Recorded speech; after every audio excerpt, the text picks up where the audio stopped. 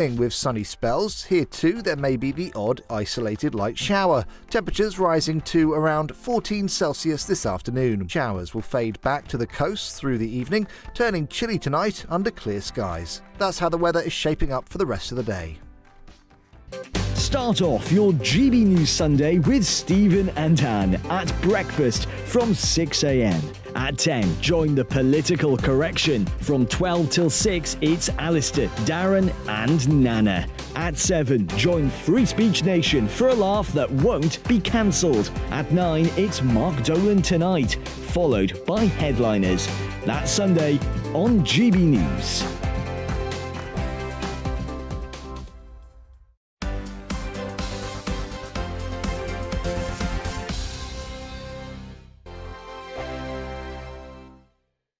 We are GB News. And we'd like to say thank you to each and every one of you for helping our great nation find its voice. We're absolutely everywhere. Across England, Scotland, Wales and Northern Ireland. On TV, on radio and online. We're proud to be the People's Channel, Britain's news channel.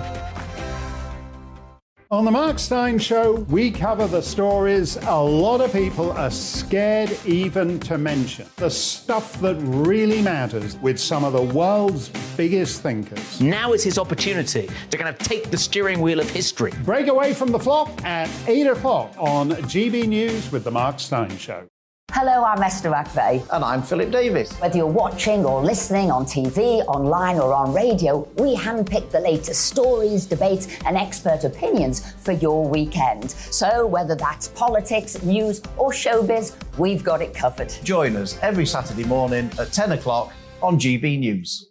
Join my show Farage, 7 p.m. till 8 p.m. Monday through Thursday. And there you will get opinion, analysis, debate, and I'll cover stories that nobody else dares to touch. You've been cancelled. Join the club. Oh my goodness me. And then for the last 15 minutes, talking pints. We're over a drink. We have a civilised conversation with someone. We very often disagree, but we do it in a grown-up way. Come and join me on Farage. Hi there, it's Stephen and Anne.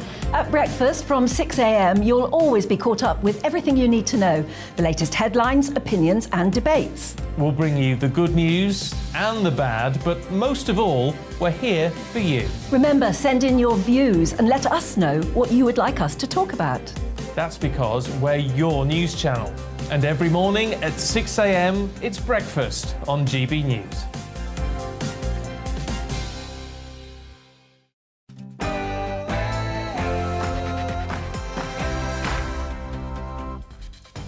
Hello and welcome. I'm Alastair Stewart, and for the next 2 hours, I'll be keeping you company on TV and radio with the stories that matter across the country. We've got reaction to the mini-budget from business people, an economist and a guy who just wants to keep his business going. Plus, a former health secretary and 2 frontline doctors reacting to last week's health package. Do you remember that? Yeah, it was only Thursday.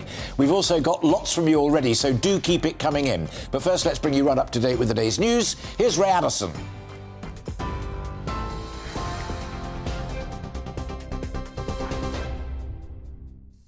Thanks, Alastair. It's almost exactly 1 minute past 12. Here's the latest from the GB newsroom. The Labour leader is accusing the government of gambling the mortgages and finances of the British people with what he's calling casino economics. Sir Keir Starmer echoed claims from the Institute of Fiscal Studies, which say the Chancellor's mini-budget puts government debt on an unsustainable rising path. That's something Kwasi Kwarteng denies.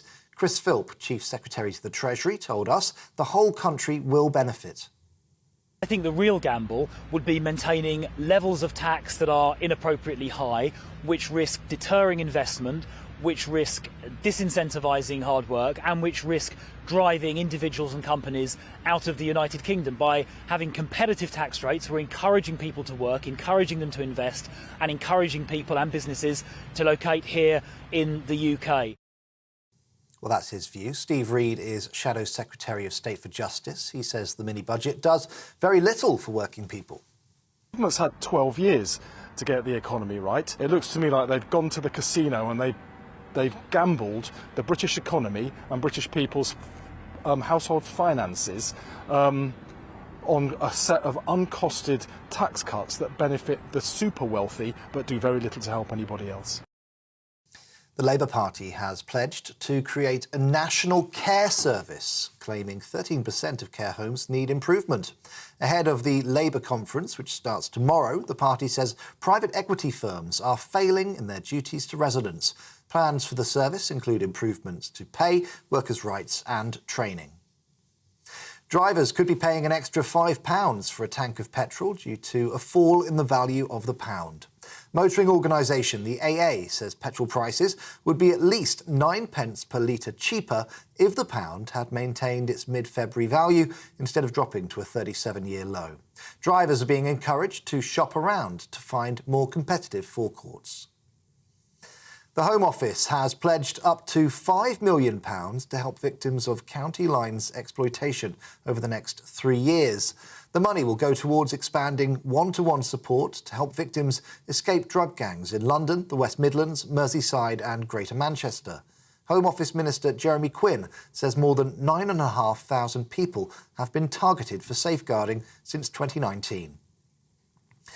GB News has seen evidence of thousands of people camped around Dunkirk and Calais waiting to cross the English Channel in small boats.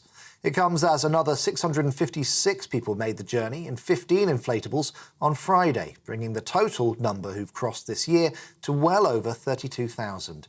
GB News' Kent producer says thousands are gathering in makeshift camps, mainly Africans, Iranians and Iraqis. GB News has also been told that border force facilities at Dover Harbour are critically overloaded.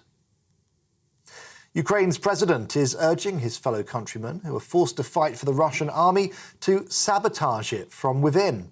Volodymyr Zelensky says people in parts of Ukraine, which are being controlled by Moscow, should resist any efforts to mobilise them to fight. However, if they do get conscripted, they should do everything they can to help their homeland. His address comes as the Kremlin launched so-called referendums yesterday aimed at annexing 4 occupied regions of Ukraine. If you still find yourself in the Russian army, sabotage any enemy activity. Send us any relevant information about occupiers, their bases, HQs, ammo caches, and with the first opportunity, move to our side. Do everything to save your life and free Ukraine. King Charles has been photographed with his red box for the very first time. The picture, which was taken last week, shows the King carrying out official government duties at Buckingham Palace. Red boxes hold papers from government ministers in the UK and the Commonwealth. And Roger Federer has bid farewell to professional tennis, bowing out with a doubles defeat at the O2 Arena in London. The 20-time Grand Slam champion teamed up with old rival Rafael Nadal for the Laver Cup match, but lost to an American pair. The Swiss player announced his plans to retire from the sport last week. This is GB News. We'll bring you more as it happens. Now let's get back to Alastair Stewart and friends.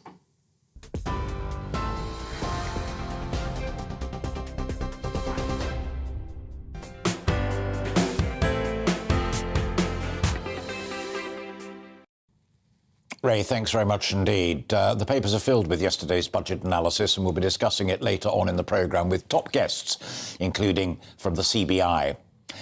Following the Queen's death, the unity of national mourning and the state funeral, politics returned and hit the ground running, spitting, shouting, screaming.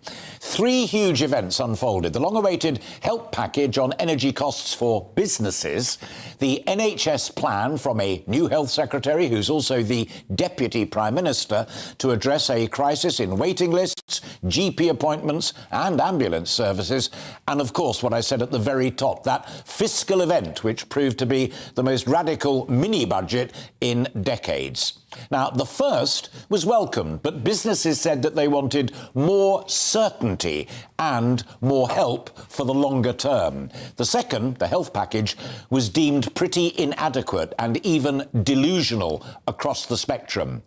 And the third, well, it divided opinion along very traditional lines. More for the rich and the fat cats, and nowhere near enough to help the most hard-pressed. We've heard it all before, and we'll hear it all again. But it did prompt a fundamental debate of some merit about wealth creation, prosperity, and the role and reach of the state.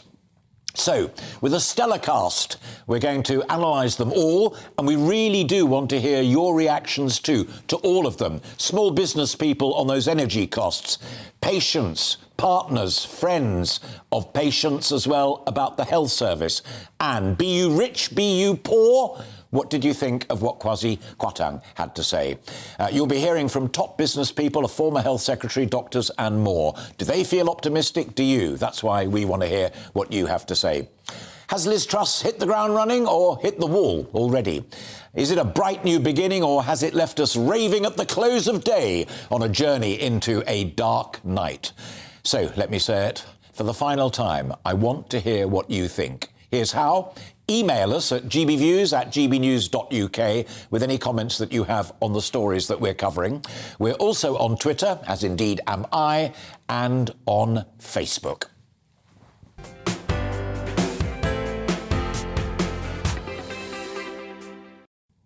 Now, as I tend to do, I did mention what we'd be doing today last night, and I retweeted it this morning, and you've already been getting in touch with your thoughts on the government's new health package and the economy. So we're going to do the health package first, and here's just a flavour of what you've already had to say. Rory sends this message. The doctor's pensions issue is a profound illustration of the law of unintended consequences. Experienced medics have been retiring and leaving practice because they were being taxed punitively on their pension funds and contributions. John says potentially this could help and remove some of the barriers, but still asking doctors to do even more hours isn't a long-term solution. And finally, at this stage of the programme, Mary adds her thought. There is a huge shortage of doctors. They need to fund more places at universities so that more students can study medicine. Otherwise, there won't be enough doctors in the future. So thanks, Rory, John and Mary, for getting us underway. Keep those views and comments coming in, and also subscribe to our YouTube channel where you can catch up on all the previous programmes and previous interviews. We are at GB News.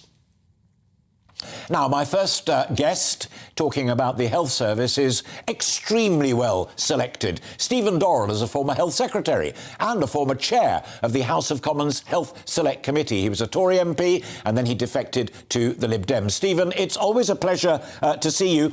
Can I start actually with what Mary just said? Because that issue of the numbers of GPs leaving the profession, getting screwed over about their pension arrangements seems to be at the heart of nearly all of the problems bar the ambulance service. A huge shortage of doctors. What can Therese Coffey do to get that sorted out?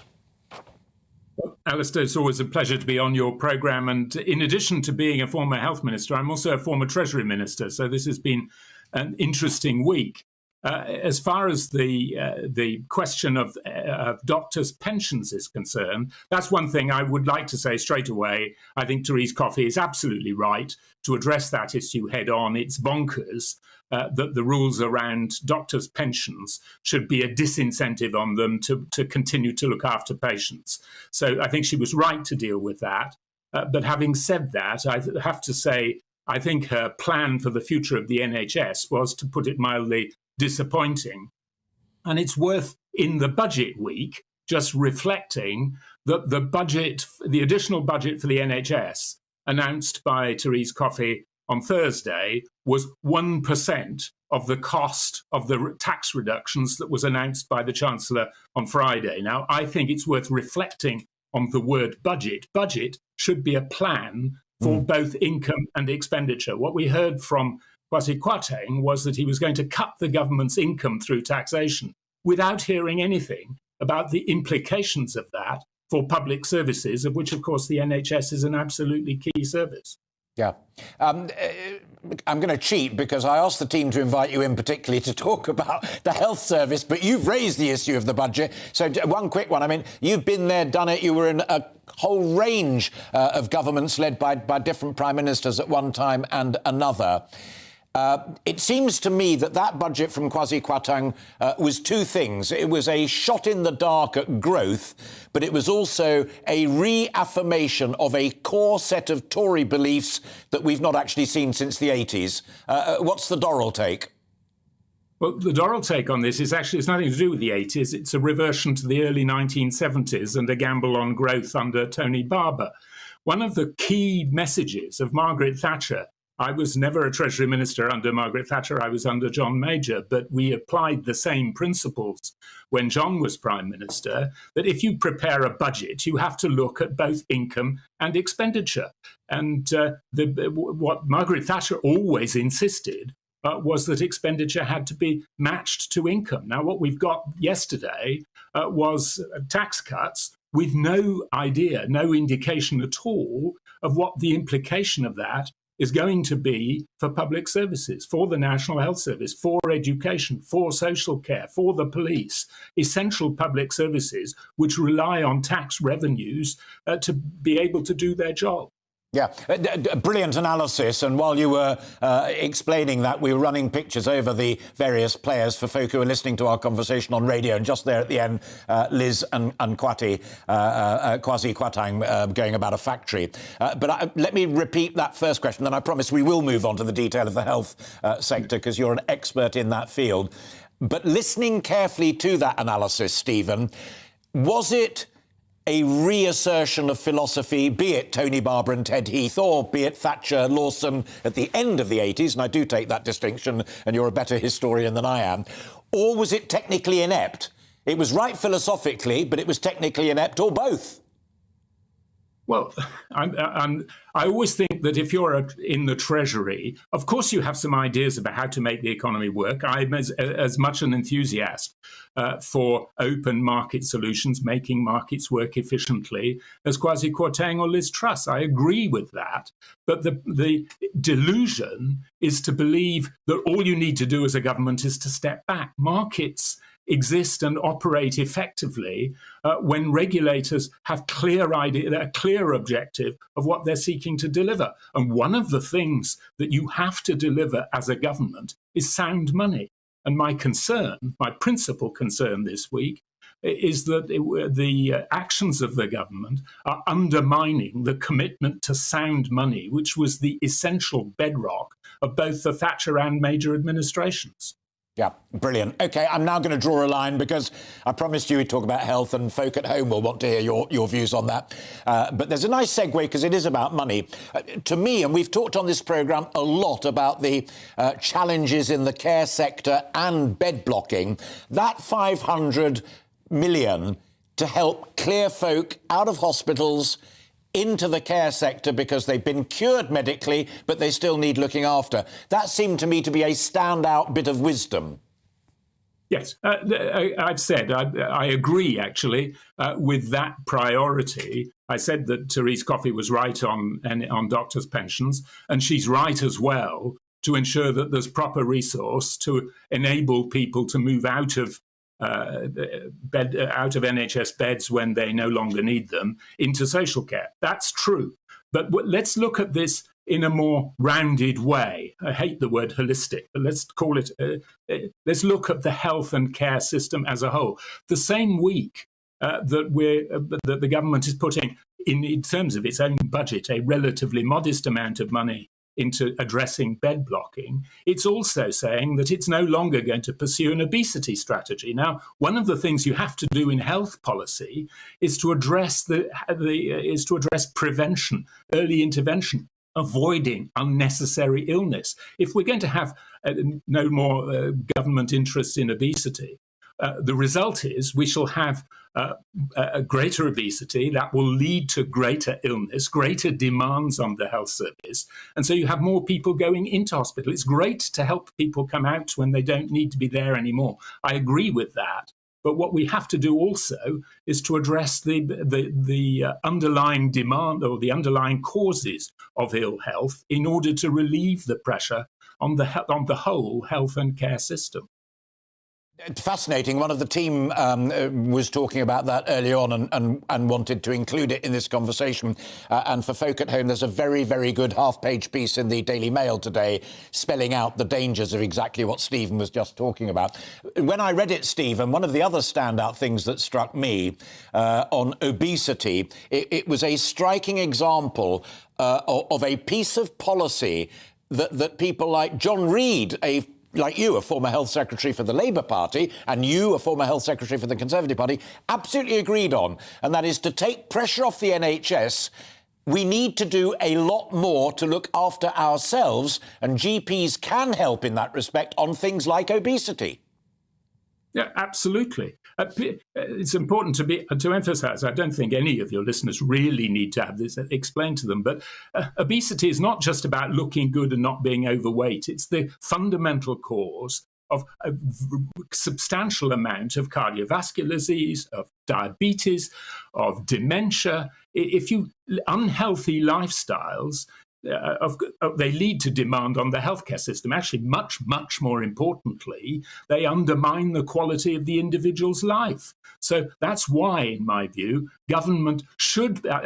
people often say this is the nanny state. Actually, I don't think it's anything to do with the nanny state. It's insisting that if you sell food to the public, you have a responsibility for the health effect of the product that you sell. And that's something that government should engage with food manufacturers in order to ensure that food manufacturers are not a cause of illness. Stephen, great stuff, essentially on the health service there, but also thanks for slipping in some very profound thoughts and analysis on Kwasi Kwarteng's budget too. Always good to see you. Welcome anytime, Stephen. Have a great afternoon. Thank you. Thank you Stephen so much, Doral there, talking to us live from his home in Worcester. And next up, and I hope able to have just listened to that. If not, I'll remind him. An old friend of this programme, Dr. Richard Fortree. Richard is the former chair of the BMA, the British Medical Association's General Practitioners Committee, but much more important, a GP himself in Leeds and an assistant medical secretary of the Leeds Local Medical Committee. Richard, genuinely always a pleasure to see you as well. Welcome back. Like Stephen, I've got my questions all written down for you. We're going to pick up the ball as came out of the scrum from Stephen Doral just there. 2 points. Training more doctors, whether they go into your boots in GP practice or the hospitals, is absolutely at the pounding heart of all of this. What can be done to get more people to follow in your wake? Yeah, I mean, that's a fundamentally important issue, Alastair. I think the recruitment and retention of not just doctors, but also practice nurses and others who work in general practice is crucial to be able to deliver the number of appointments that we need to deliver to a growing population with growing needs. So we do need to train more doctors, invest in more medical school places. We need to encourage more medical school doctors, medical school students and junior doctors to choose general practice as a career. But we also crucially need to support older doctors to be able to stay and work longer, because at the moment many are unfortunately leaving, as you've already highlighted, because of pension issues, but also because of the workload burden, and they're finding that hard to sustain. So we do need to address all of these fundamental issues, and it was a shame that whilst the new Secretary of State recognised the problem, she didn't do enough to try and solve this real problem, which is impacting practices and patients. Sure, but as it were, as you've just said and Stephen said before, at least the door is open on that, on the pension front and the remuneration front, so that is good. On the training point, there's been a fascinating exchange on social media that's involved my daughter, who's a teacher, and I can do with the medical practice, but very keen on education. And there's an issue, I gather, about young folk. I mean, there simply aren't enough places at university or medical college for those who've got 4 A's and glittering stars coming out of their ears. But also there's another thing about work experience, how difficult it is. You've got to do some work experience before you go in there. I mean, whose fault is that? Government, BMA, the medical colleges? It is a big problem, sort of in terms of the length of time it takes to train young medical students, but also for them, it's very competitive getting into medical school.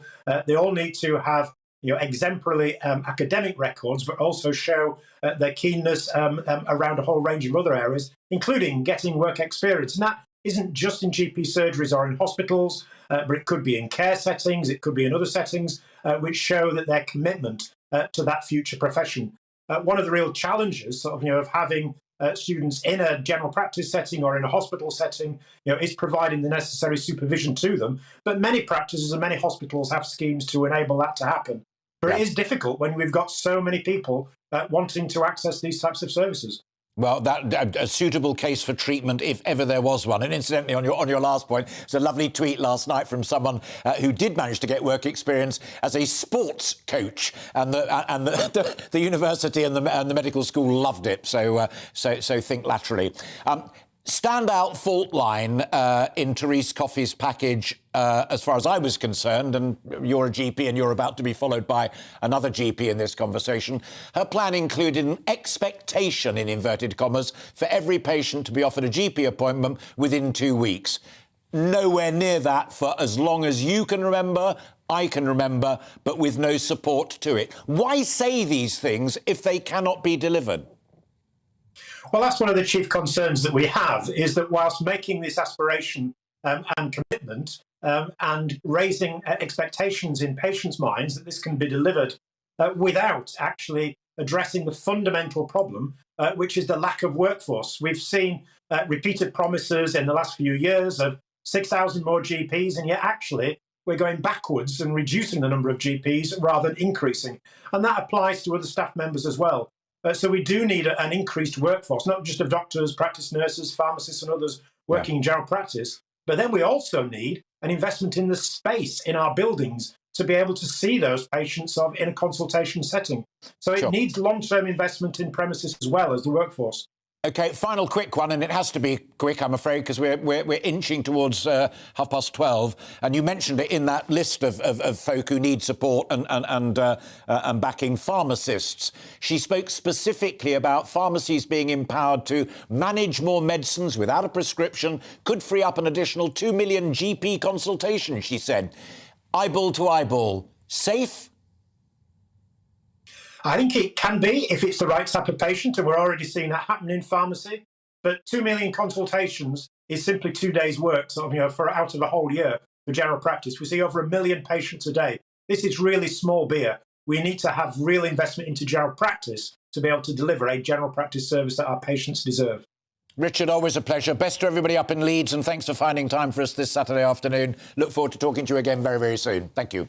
Dr. Richard Fortree there, GP in general practice in Leeds and former chair of the BMA's GP committee. And finally, in this section, as I promised during those conversations, another GP. I'm delighted to be welcomed by Dr. Anita Raja, who is an NHS GP in Birmingham, and also a well-known, if you're on social media, campaigner for well-being, amongst other things. It's great to see you. We've not spoken before, but I've been really looking forward to this conversation.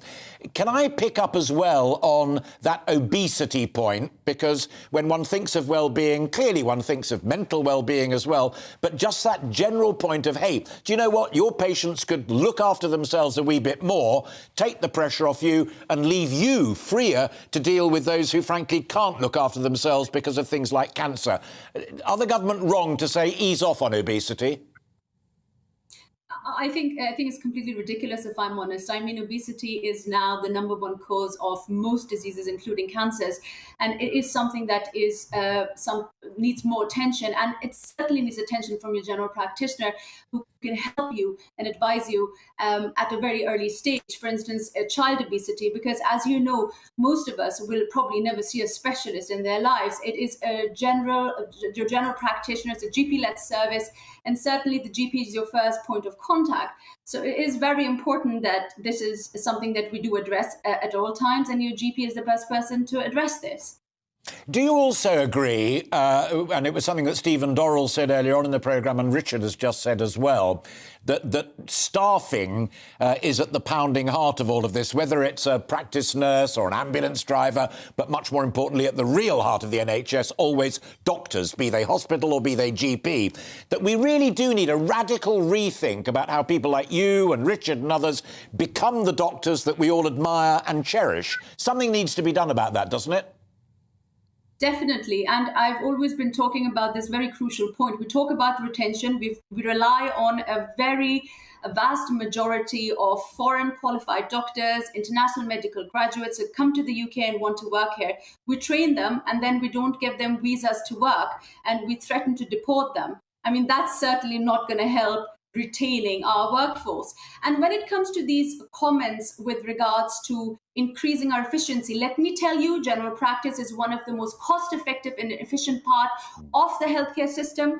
And let me remind you, when we talk about champions, no champion can be bigger than your healthcare staff and your social care staff, because these are the frontliners who've been putting their lives at risk throughout COVID to save the public. And the narrative is certainly another thing that I'd like to touch upon. It's very damaging, and it's very, very crucial that we identify this fact that the government has time and again blamed the healthcare staff for their own flaws and for their own mismanagement over the past decades. It's time that we tell the public that it's not your healthcare professional who's not trying to help you. They want to help you. They're on your side. We are the public as well. But we need better funding, we need better support. There's serious concern around the deliberate misinformation, mispresentation of general practice. If we look at the way general practice is working at the moment, we're 2,000 GPs short since 2015, and we will be short another 1/3 in the next 10 years, and we're already short 6,000 GPs. I mean, you talk about fast-tracking surgeons, fast-tracking ambulance staff, you talk about fast-tracking nurses. That's not going to solve the issue. I'll give you a very beautiful analogy, and I hope you appreciate it. So we go to a shopping center and we need bread. There's a shortage of bread. And what you're telling the public is, don't worry, we're going to give you more lemons and more cucumbers. The issue is bread. Can we not address the problem? I mean, I just don't understand why nobody has been able to address this issue. How are you making the healthcare system more lucrative for people who are highly qualified? If people are planning to leave the healthcare system, or if we're not retaining them, there's a problem. Why can we not simply address it? Why can we not sit down with the stakeholders on one table, general practitioners, people, social care workers, and ask them what the problems is and address it? Anita, it was a brilliant analogy, and all the best analogies tell a very profound story, which you just did. I've so enjoyed our first interview. I hope that we do it many times in the future. A real pleasure to meet you, and thank you for your thoughts and your wisdom. Have a great afternoon. That's Dr. Anita Raja there, speaking to us from Birmingham. A great start. I hope you agree with Anita there, and Richard before her, and Stephen Doral at the top. Keep those thoughts coming in. Do you agree with them? Do you disagree with them? Anita there at the end. GPs are doing a terrific job. What is your experience? Let me know, and I'll share it back with all of you. You're watching and listening to Alastair Stewart and Friends, and we've lots more coming up on the programme. Liz Truss announcing this week that the ban on fracking in England will be lifted. Anti-fracking protests are being held right now, today, and we'll be crossing live for the latest. But first, a quick break.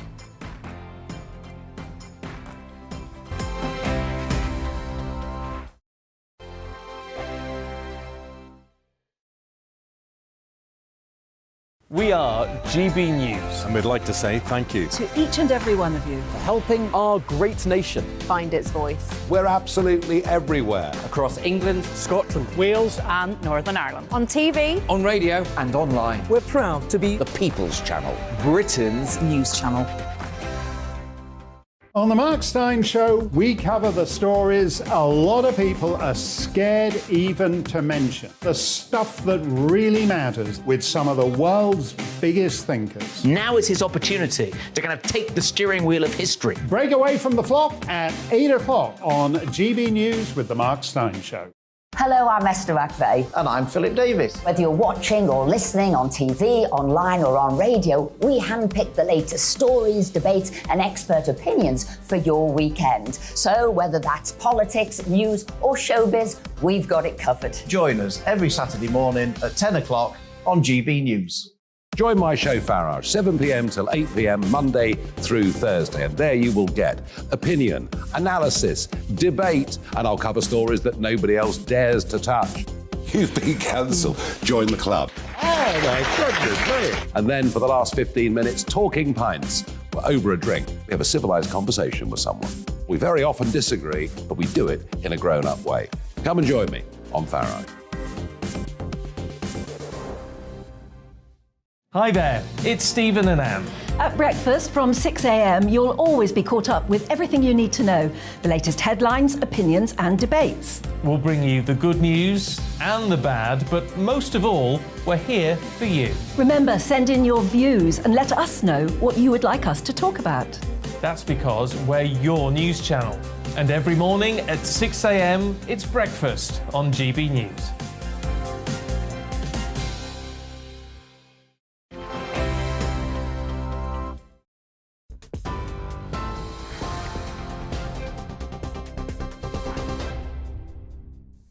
(12:32), I'm Ray Addison in the GB newsroom.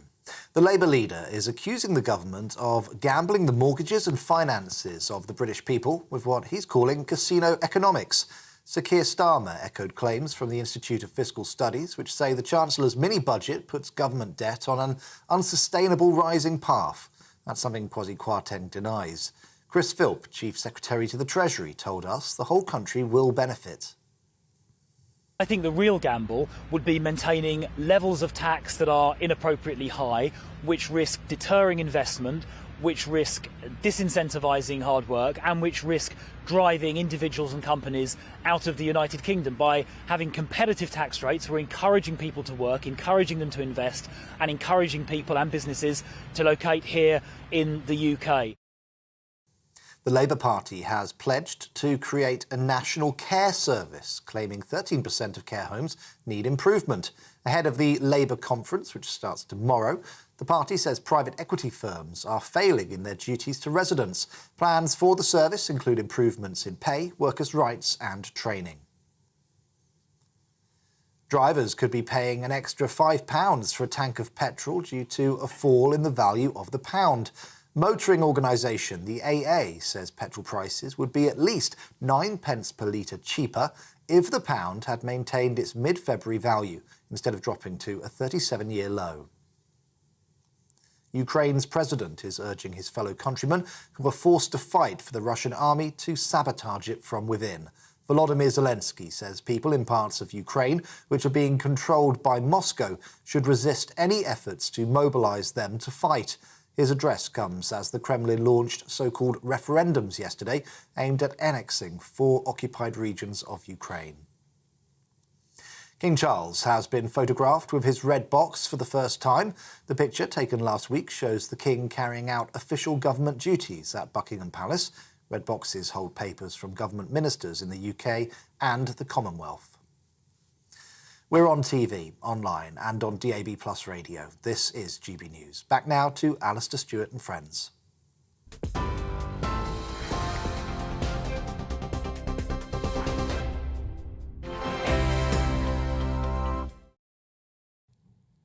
Ray, thank you very much indeed. And just watching those pictures there of the King and his red box, all those official documents about what's going on policy, and he'll have had a briefing on the budget and all the rest of it.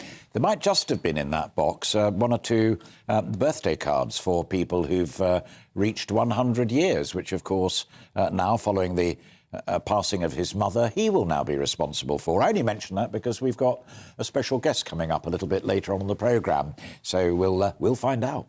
Now, it's been announced by Liz Truss this week that the ban on fracking for shale gas will be lifted in England.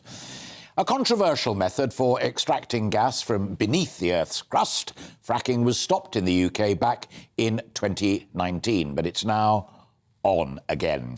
Our Northwest of England reporter Sophie Reaper is at one of the sites in Lancashire for us now. So what's been being said about that particular site, Sophie? Well, this site in particular is quite controversial, Alastair. The mood in Lancashire has been fractious ever since Liz Truss made the announcement that the ban on fracking in England was going to be lifted. Many people here in Lancashire think fracking is a very bad thing, and they're very unhappy that it's being allowed to continue. However, other people think it'll be a really good thing for the economy, and they're rather unhappy with the protests that have been going on. Now, of course, Business and Energy Secretary Jacob Rees-Mogg has come in for quite a bit of criticism over the decision, and in response to this, he said, Britain needs to explore all avenues available to us through solar, wind, oil and gas production. So it's right that we've lifted the pause to realise any potential sources of domestic gas. Now, the argument, of course, for shale gas is that it could, in fact, be a viable alternative source of energy. But the reason it's so controversial is because it increases seismic activity in the area where it's being done, not to mention the fact that it can release millions of tonnes worth of harmful methane gas into the atmosphere. Now, back in 2016, Quadrilla were given permission to open the site that you can see here behind me. In 2018, they then opened the only 2 shale gas wells here in the UK. However, just 1 year later, in 2019, they were forced to close the sites after a series of tremors were recorded in the local area. Now, the largest of these tremors only came up at 2.9 on the Richter scale, meaning it is only deemed a minor tremor. However, people in the local area did report they felt things like their house shaking, and even some people said pictures fell off the walls. So Lancashire is a bit of a county divided right now. Some people think fracking will be really great for the economy, and others think it will be really dangerous for their local environment. Sophie, thank you very much indeed. We will keep watching that and other sites. And we'll be talking later on in the programme to Mark Tuffnell, who is the boss of the Country Landowners Association, about what the general reaction to that lifting of the ban on fracking is amongst landowners, and particularly the farming community. You're watching and listening to Alastair Stewart and Friends. And as I've just hinted, we have plenty more still to come this afternoon with you right up until 2 o'clock. And make a conscious effort to keep up, as we do, with the war in Ukraine. And we'll be doing that within our news agenda. Ukrainians have reported armed soldiers going door to door in occupied parts of the country to collect those votes for self-styled referendums on joining Russia. We'll have the latest on that next, right after this short break.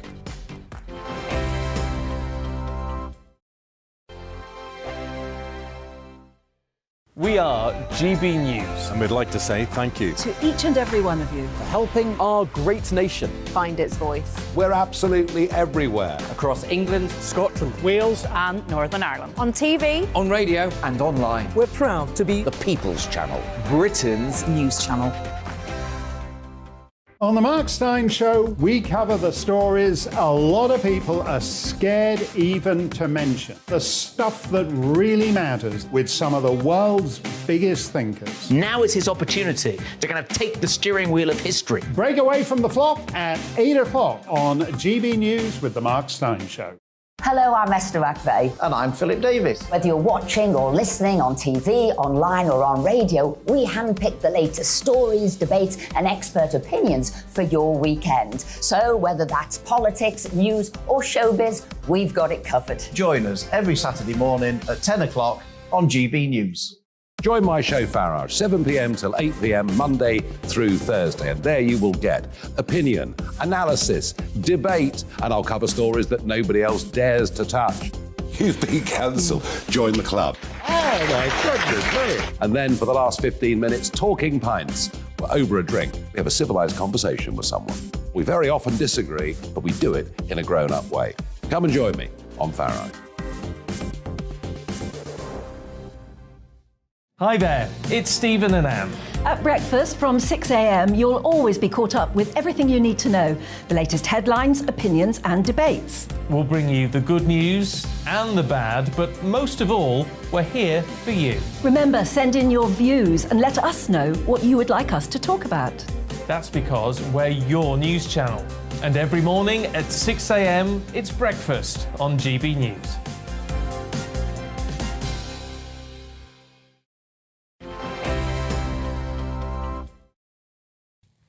Hello and welcome back. The time is 20 minutes to 1 and I'm with you for the rest of this hour and then right up until 2 o'clock. You're watching and listening to Alastair Stewart and Friends on GB News TV and radio. President Zelensky was the first leader that Liz Truss called as our new Prime Minister. And just days ago, he addressed the United Nations General Assembly via Zoom call. Meanwhile, his invading adversary, wounded by serious military setbacks, mobilised Russia's reservists and told the West he wouldn't rule out anything when it came to retaliation, including unconventional weapons, loosely translated as nukes. He said, and I quote, "We are not bluffing." At the same time, he launched referenda in parts of Ukraine close to, and to be fair, some of them in sympathy with Russia. So the hot war continues as a curious act of peaceful territorial theft unfolds. I'm delighted to say that to discuss all of that, and I suspect more knowing him, once again is Andrei Osadchuk, who is a Ukrainian member of parliament with the Golosh party. Andrei, it is always a pleasure to see you, sir. First of all, the fighting. What is your reaction to the Russian mobilization?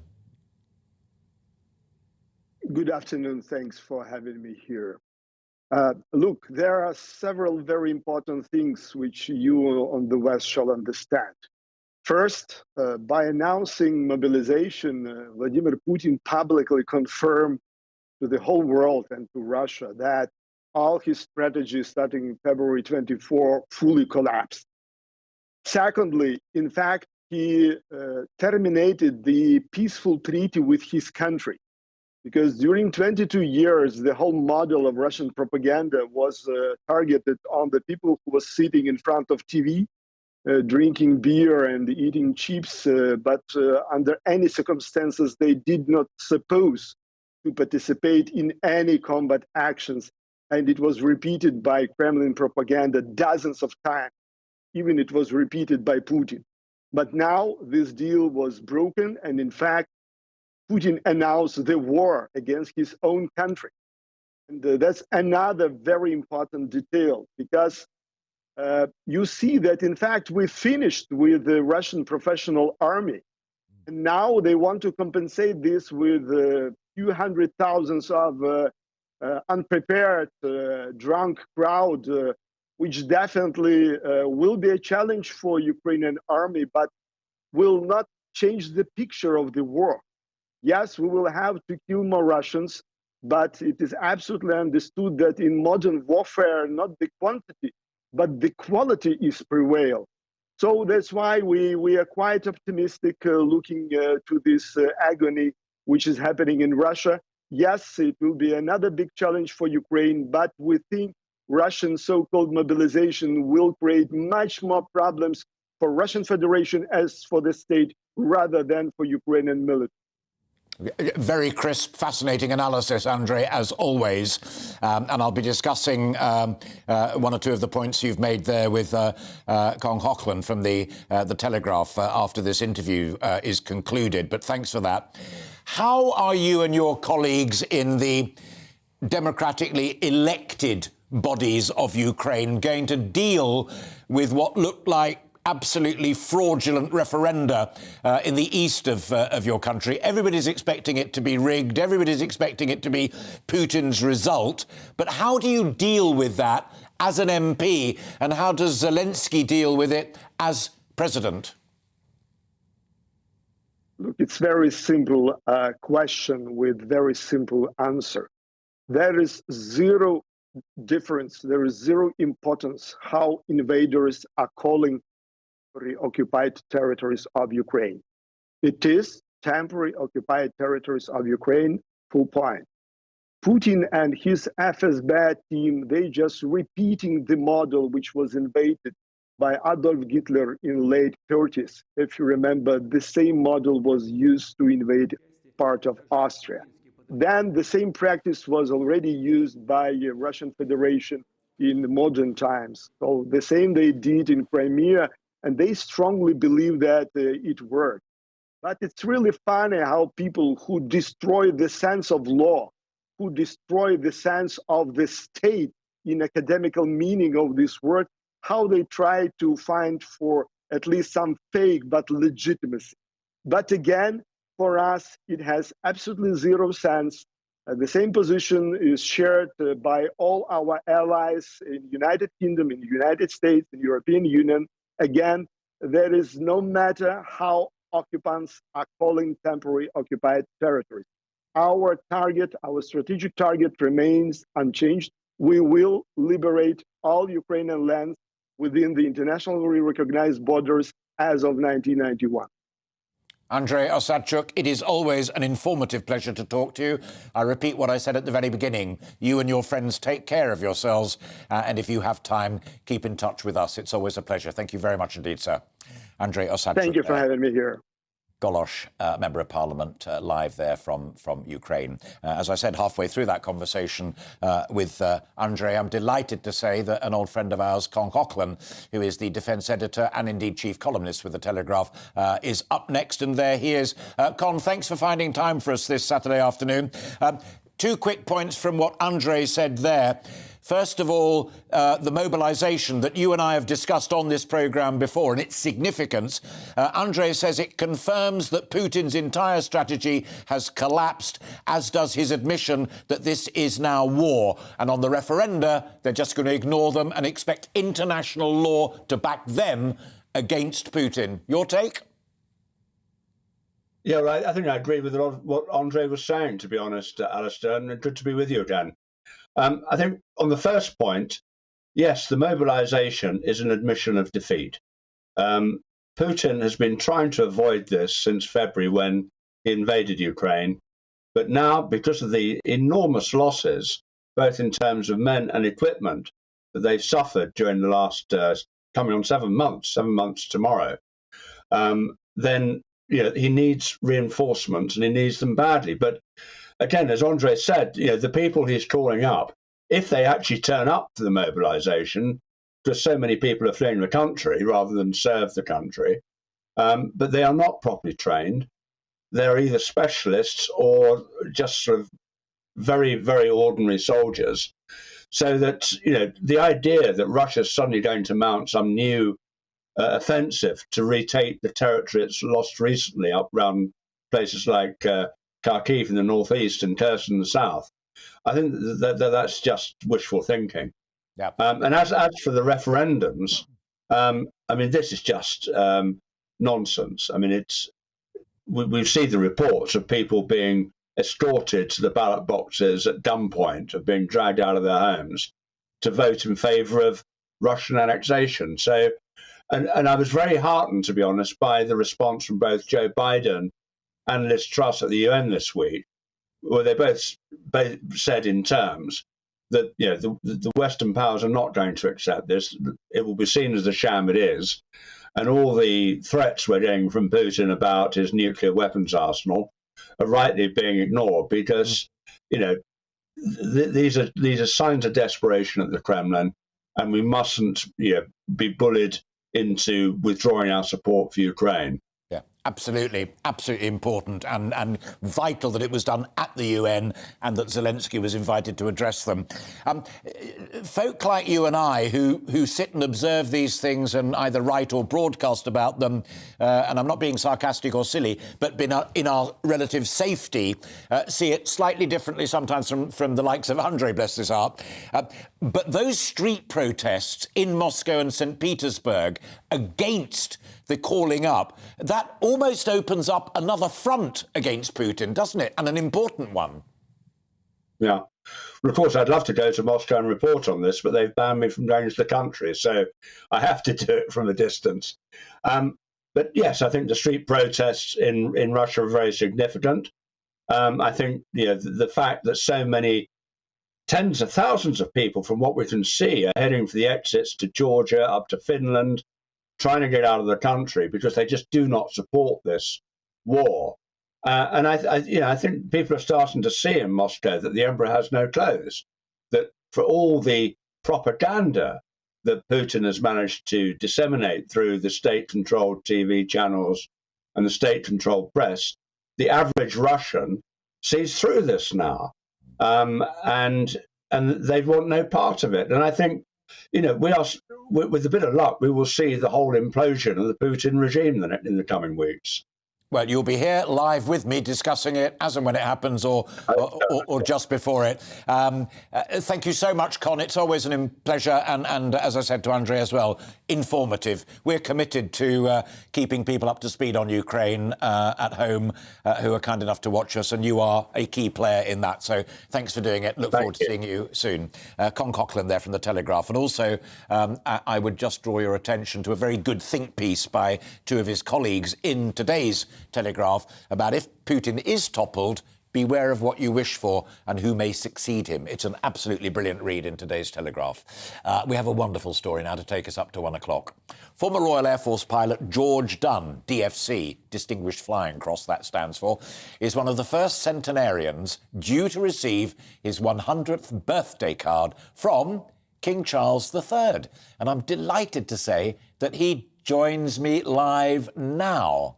And there he is. Sir, it's genuinely a pleasure to see you. First things first, have you got the card? Is the card winging its way? Have you got your card from the King? No, I haven't received it yet, but I'm hoping that it will arrive. Well, it's funny you say that, because we had some pictures of him earlier working on his red boxes, and I suggested that maybe when he's read all about foreign policy and the rest of it, your card will be there, he'll sign it, and it'll wing its merry way. Few who lived through what you lived through and survived choose to talk about it. Do you keep those thoughts to yourself, or do you discuss what you did, particularly to win the Distinguished Flying Cross? So very few people talk about their experiences in the Second World War. Do you talk about what you did in the Second World War? And do you talk about how you won the DFC, Distinguished Flying Cross?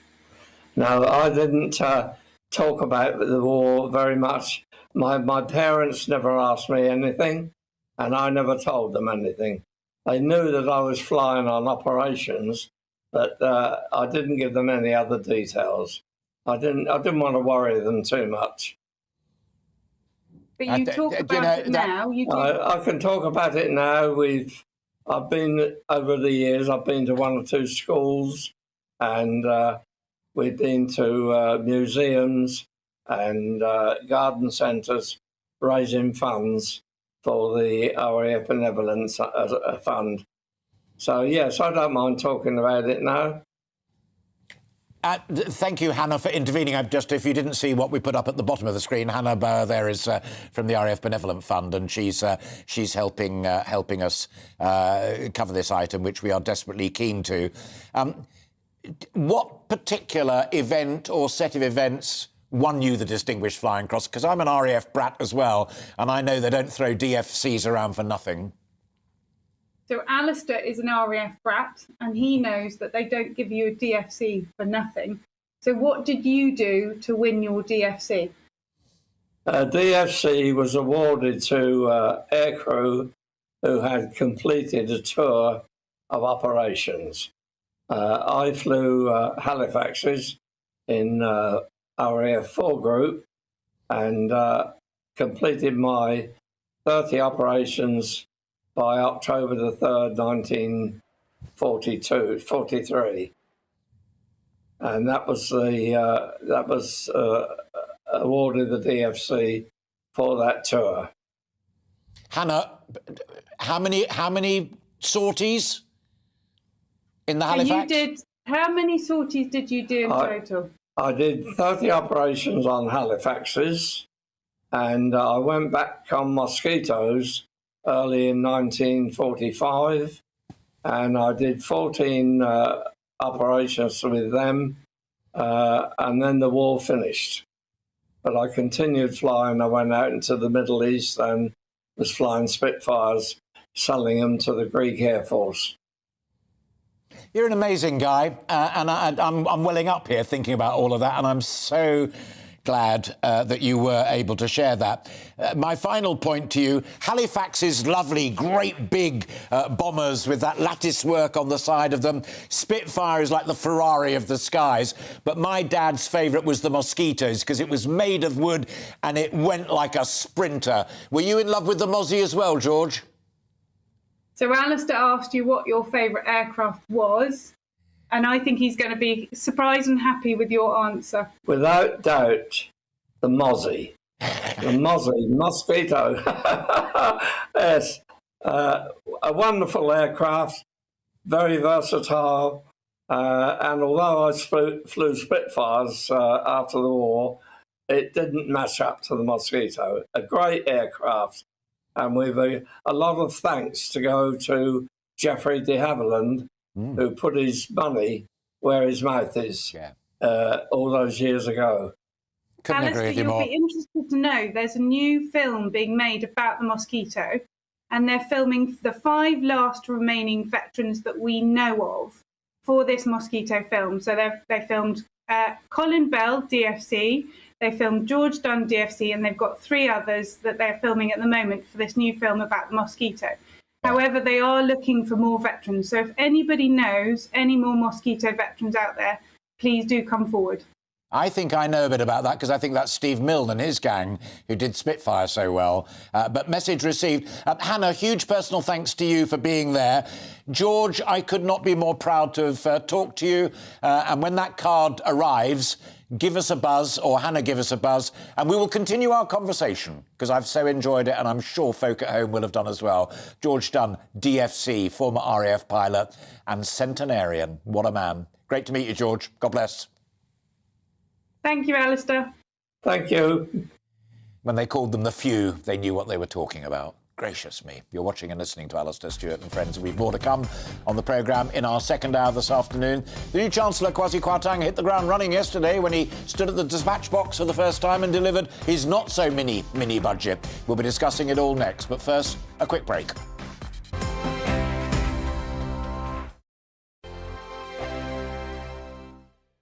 We are GB News. And we'd like to say thank you To each and every one of you. For helping our great nation Find its voice. We're absolutely everywhere. across England, Scotland, Wales And Northern Ireland. On TV, on radio and online. We're proud to be The People's Channel. Britain's News channel. On the Mark Steyn Show, we cover the stories a lot of people are scared even to mention. The stuff that really matters with some of the world's biggest thinkers. Now is his opportunity to kind of take the steering wheel of history. Break away from the flop at 8 o'clock on GB News with the Mark Steyn Show. Hello, I'm Esther McVeigh. And I'm Philip Davis. Whether you're watching or listening on TV, online or on radio, we handpick the latest stories, debates and expert opinions for your weekend. So whether that's politics, news or showbiz, we've got it covered. Join us every Saturday morning at 10 o'clock on GB News. Join my show Farage, 7 p.m. till 8 p.m. Monday through Thursday. And there you will get opinion, analysis, debate, and I'll cover stories that nobody else dares to touch. You've been cancelled. Join the club. Oh, my goodness me. And then for the last 15 minutes, talking pints. We're over a drink. We have a civilised conversation with someone. We very often disagree, but we do it in a grown-up way. Come and join me on Farage. Hi there, it's Stephen and Anne. At breakfast from 6 a.m, you'll always be caught up with everything you need to know, the latest headlines, opinions and debates. We'll bring you the good news and the bad, but most of all, we're here for you. Remember, send in your views and let us know what you would like us to talk about. That's because we're your news channel. And every morning at 6 a.m, it's breakfast on GB News.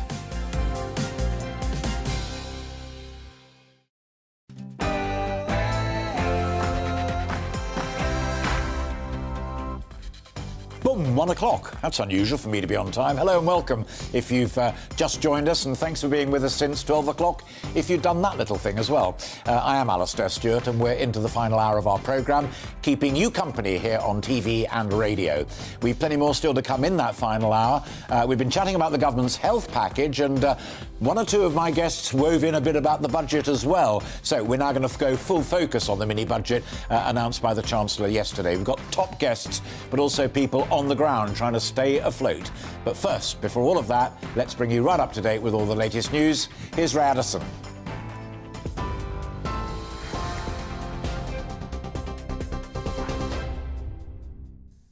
Thanks, Alastair. Rapidly approaching 1 minute past 1, I'm Ray Addison in the GB newsroom. The Labour leader is accusing the Chancellor of gambling the mortgages and finances of the British people with what he's calling casino economics. Sir Keir Starmer echoed claims from the Institute of Fiscal Studies, which say the government's mini-budget puts government debt on an unsustainable rising path. That's something Kwasi Kwarteng denies. Chris Philp, Chief Secretary to the Treasury, told us the whole country will benefit.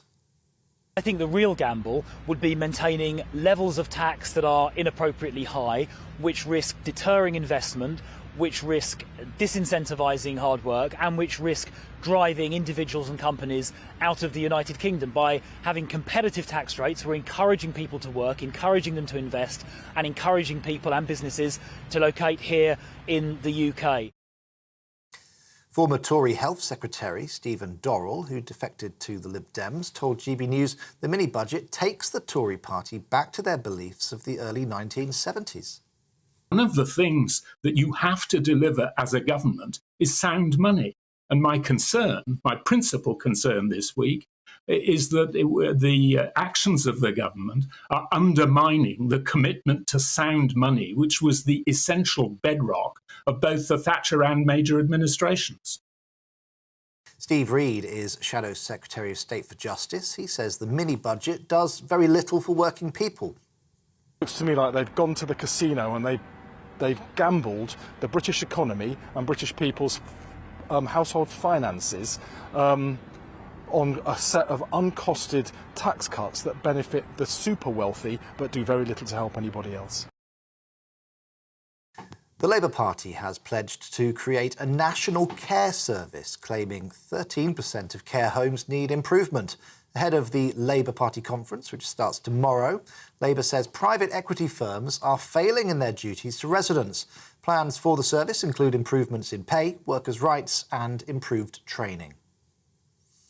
Drivers could be paying an extra £5 for a tank of petrol due to a fall in the value of the pound. Motoring organisation the AA says petrol prices would be at least 9p per litre cheaper if the pound had maintained its mid-February value instead of dropping to a 37-year low. Drivers are being encouraged to shop around to find more competitive forecourts. The Home Secretary is telling police forces in England and Wales to prioritise what she's calling common-sense policing over diversity and inclusion initiatives.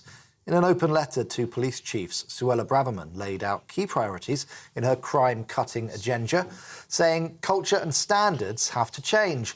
Ms Braverman says she's dismayed at the lack of confidence in the force and is determined to restore the public's trust. Now, GB News has seen evidence of thousands of people camped around Dunkirk and Calais, waiting to cross the English Channel in small boats. It comes as another 656 made the journey in 15 inflatables on Friday, bringing the total number who've crossed this year alone to well over 32,000. GB News' Kent producer says thousands are gathering in makeshift camps, mainly Africans, Iranians and Iraqis. GB News has also been told that border force facilities at Dover Harbour are critically overloaded. Ukraine's president is urging his fellow countrymen who are forced to fight for the Russian army to sabotage it from within. Volodymyr Zelensky says people in parts of Ukraine which are being controlled by Moscow should resist any efforts to mobilise them to fight. However, if they do get conscripted, they should do everything they can to help their homeland. His address comes as the Kremlin launched so-called referendums yesterday, aimed at annexing 4 occupied regions of Ukraine. If you still find yourself in the Russian army, sabotage any enemy activity. Send us any relevant information about occupiers, their bases, HQs, ammo caches, and with the first opportunity, move to our side. Do everything to save your life and free Ukraine. King Charles has been photographed with his red box for the very first time. The picture, taken last week, shows the King carried out official government duties at Buckingham Palace. Red boxes hold papers from government ministers in the UK and the Commonwealth. And Roger Federer has bid farewell to professional tennis, bowing out with a doubles defeat at the O2 Arena in London. The 20-time Grand Slam champion teamed up with old rival Rafael Nadal for the Laver Cup match, but lost to an American pair. The Swiss player announced his plans to retire from the sport last week. This is GB News. We'll bring you more as it happens. Now let's get back to Alastair Stewart and friends.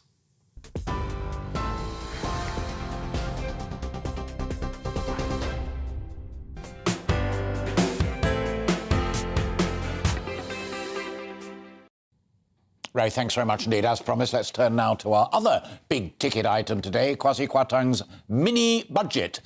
Not so mini, as everybody has said, and I'm sure if you've scanned your newspaper or been watching us, you'll know it was a big event. It began with a reminder of what he'd done to help with energy prices, with the business sector, and a reminder too of what he's doing for us, which will hit the ground fairly soon. But there then followed a tsunami of what he called growth-stimulating tax cuts, tax rise reversals, growth-enhancing enterprise zones, stamp duty reforms, and more and more and more. His critics fell basically into two camps. Those who said it was just more bunging money at the rich and his big buddies in the city, and those that said borrowing to fund it all and fill the gaps could bankrupt the country. Remember what Stephen Doral said right at the beginning of this programme? Tories used to care about sound money. This budget puts that at risk, so said Doral and many other critics. Well, the markets fell into the second camp. They were concerned. The price of government debt rocketed. How much the government has to pay in interest on what it borrows just went sky high. Labour's Rachel Reeves said it all demonstrated two profoundly different philosophies about bringing prosperity to the country. And Kwasi Kwarteng seemed to agree when he said, you cannot tax your way to growth and you don't help the poor with higher taxes. Now, last night and this morning, I asked you to share your views with me before we start talking to our guests as well, and you've done it, and for that I am very, very grateful. Let's start with Ronnie, who says, for the rich, it's no gamble to reduce their taxes from borrowing that's approaching £3 trillion. Debt to be repaid by workers and taxpayers that will see no benefit at all. Dot says, we can't keep taking money off Bob to pay Tim. Take a bit of tax each time. Tim spends and Bob gets it back. Gets tax to pay Bob, who then spends it. The money reduces and eventually it's gone. We need growth, new money in to create wealth for all. Well, I think that's Dot's version there of what we economists call the velocity of circulation. But brilliantly put, Dot. Thank you very much indeed. And finally, Martin. It's amazing how many ignorant people comment, nothing for ordinary working people. Please take time to actually find out. The national insurance changes, the energy help and the tax reductions from next year, all working people will benefit from that.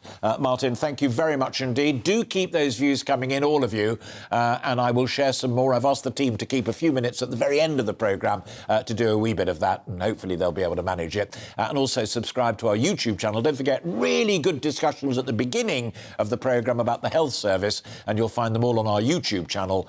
We are GB News.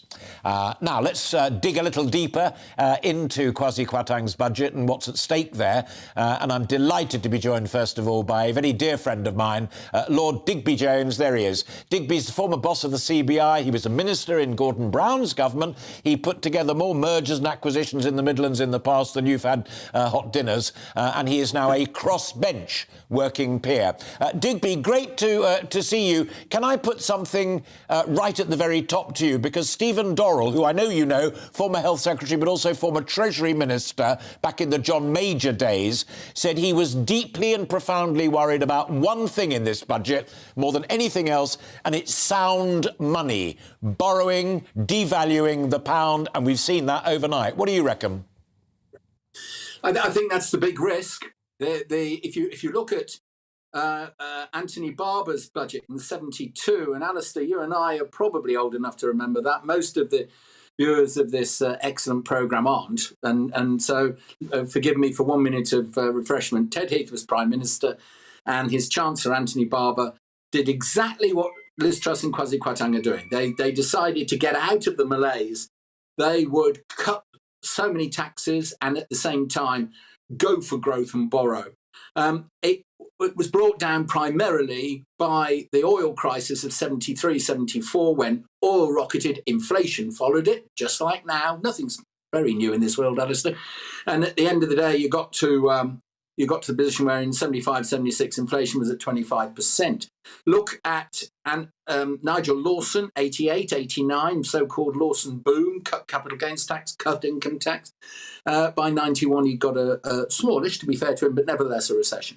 So you lay yourself vulnerable to overseas events, as Macmillan said all those years ago. Events, dear boy, events, and things you can't do anything about. And at the moment, there are 2 or 3 things out there that the British government can do precious little about. Putin and the whole relevance of that to oil and gas and energy prices being the biggest one. But you've got an America that doesn't really know where it's going, and it's a massive customer and big investor.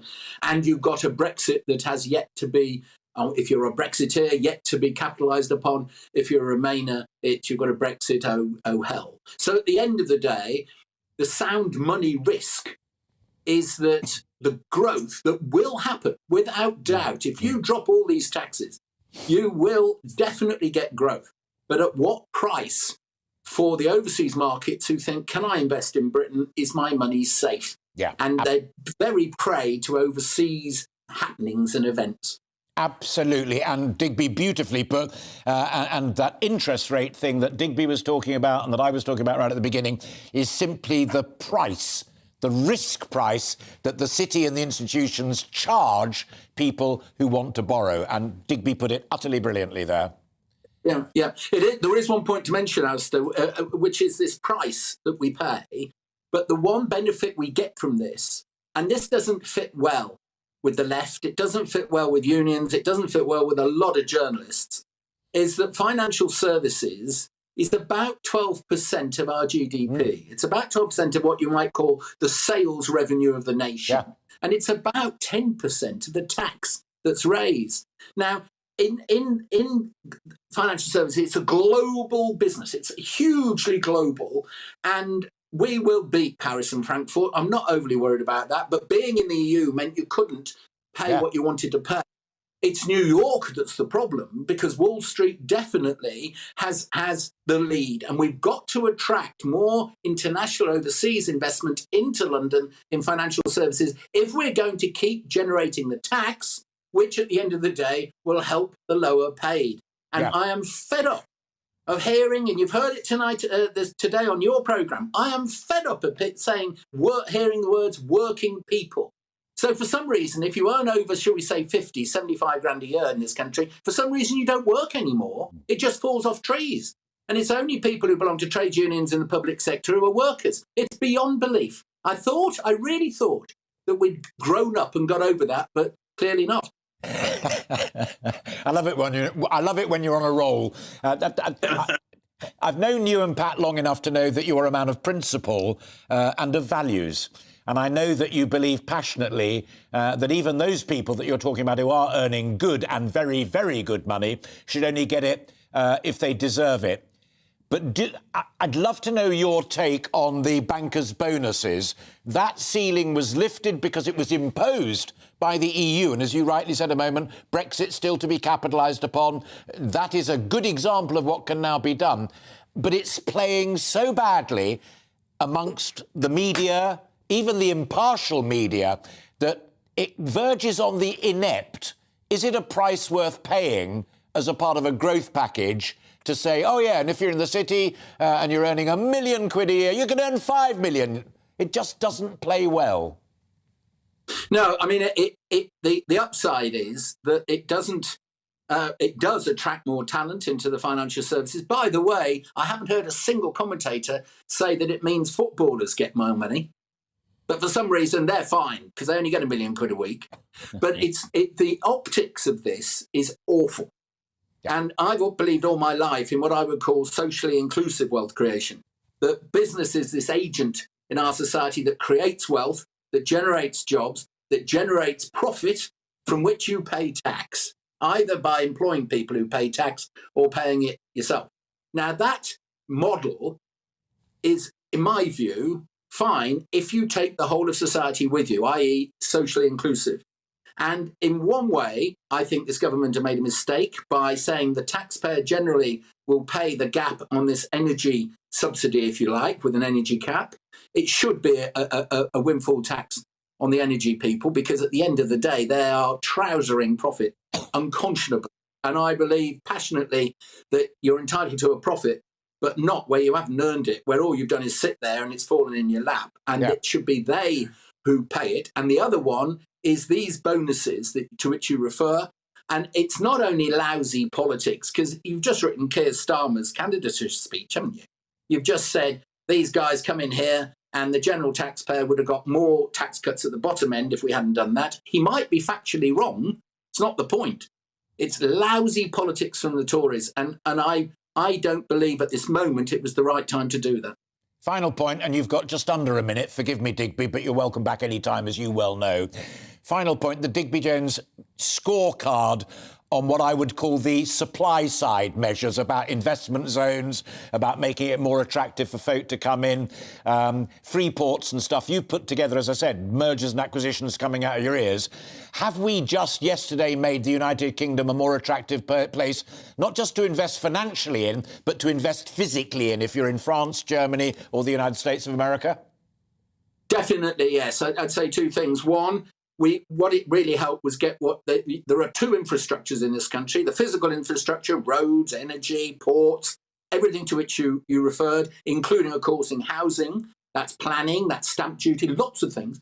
And the second infrastructure is people, and to skill them, to get an environment where people have skills and they can actually be more productive, earn more money for themselves. I presume then they stop being a worker, according to trade union, but nevertheless, earn some money for themselves. And at the end of the day, make the nation wealthier. That's the first point. The second point is, Alastair, thank you for asking me back on. To you and Sally, Pat and I wish you all the very best in the world. Take care. Next time, look forward to next time. And as I say, genuinely great to see you. And I'll pass on your good wishes to the boss and mine to yours as well. Great to talk to you.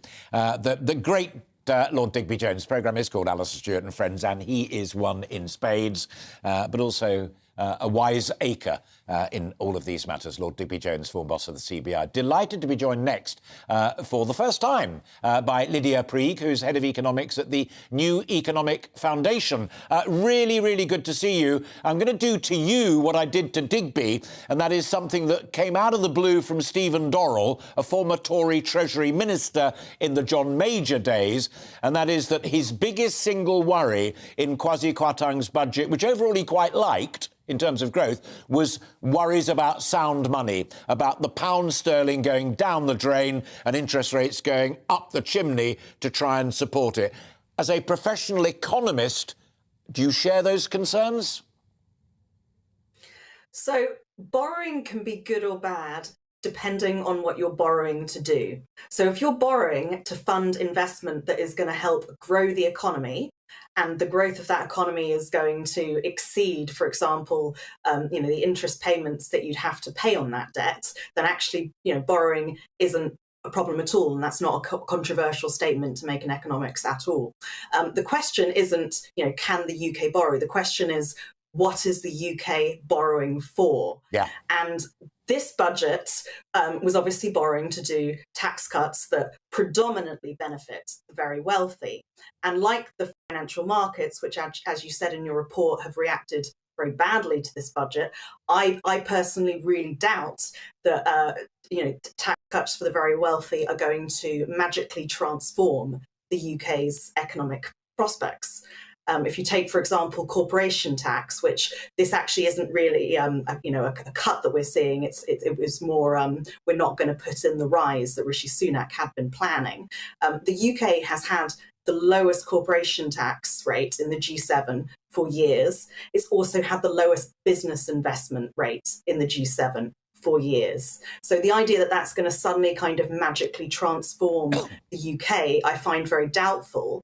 And actually, if the government wants to boost the UK's long-term prospects, it should be looking more into the fundamentals and saying, OK, why, despite our low corporation tax rate, is business investment so low? Yeah.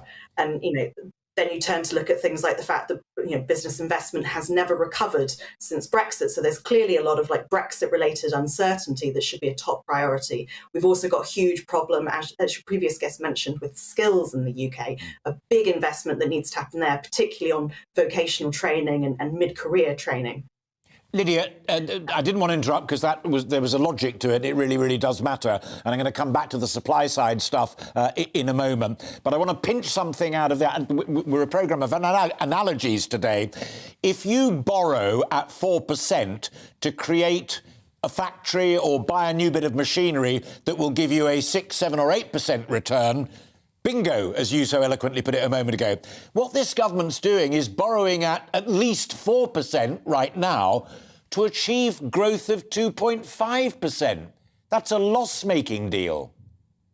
Yes, and the 2.5% you quote is also a very optimistic estimate that I think a lot of people would criticise.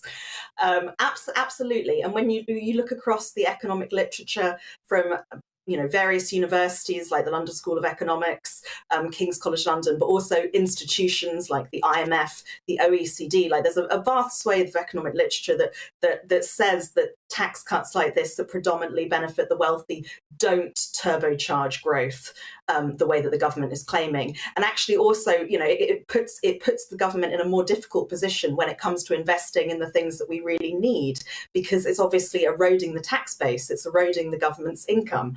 And we know at the moment, Liz Truss, I imagine because she's very concerned about trying to, win re-election in 2 years, sure. At the moment is maintaining public service levels and, isn't slashing things. But there's, definitely a question about if she wins the next election, then what will happen? Because Conservatives aren't going to be happy with the idea of financing these very expensive tax cuts forever just out of borrowing. And so that, what's that going to mean for public services? Yeah, and you take me very neatly on to where I wanted to go next. And I'm minded of, there's a number of very thoughtful, clever pieces in a whole range of newspapers this morning. But if you take the Daily Mail, crucial to the politics that you've just taken us into and the next general election, and the Telegraph, broadsheet version, if you will. I mean, there's Alastair Heath in the Telegraph saying this is the most brilliant, radical, innovative budget that he's ever seen, and the Mail saying it takes us back to the glory days of growth. You're a professional economist. How much of this is politics that folk out there need to really think about and either agree with or look through, and how much of it really is an economically sound road to growth, which we all want? Yeah, well, look, this budget, like any policy, whether it's good or bad, depends on who you are, right? I mean, there are lots of people who would look at this budget and be like, this is fantastic. So, for example, if you're earning over £200,000, you're going to be saving well over £4,000 next year because of this budget. So you're going to be quite happy, and maybe you're not too personally worried about the government's ability to fund public services or fund other things in the future. So it all just depends on who you are and what you value. But certainly from my perspective, I mean, I'm interested in making sure we can get people through this horrible cost of living crisis. And whilst this budget does do something for people at the lower end of the income distribution. So, for example, if you earn £20,000, you'll save around £200 next year. So it would be inaccurate to say that it does nothing for you, but it doesn't do a huge amount for you, and it's certainly spending a lot of money to help people who don't need to be helped. So, I'm interested in getting people through this cost of living crisis, and B, interested in the UK's long-term prospects. And I think if you care about both those metrics, this budget looks very poor indeed. What do you mentioned training earlier on at the end of a previous question, and in the first half of the programme we were talking about the NHS and Therese Coffey's announcement about their problems with waiting lists and GP appointments, and a lot of our viewers were commenting that was also about training, because there's nothing wrong with GPs, just need more of them. Whether they're in hospital or whether they're in GP practice, you just need more doctors. What did you make of, including, if you will, training, education and the rest of it, the supply side of this budget? Because Kwasi did list a whole number of infrastructure projects that would get accelerated and pushed through, and the planning regulations be changed if needs be, and investment zones with tax benefits and what have you. Did you see and hear enough of the supply side, which is so important to economists like you and me, a mere amateur? If you don't get that right, and it's all the demand side, you are going to have just rampant inflation, period, end of, move on. Yeah, so I didn't see enough of the kind of reforms I would like to see. Oh,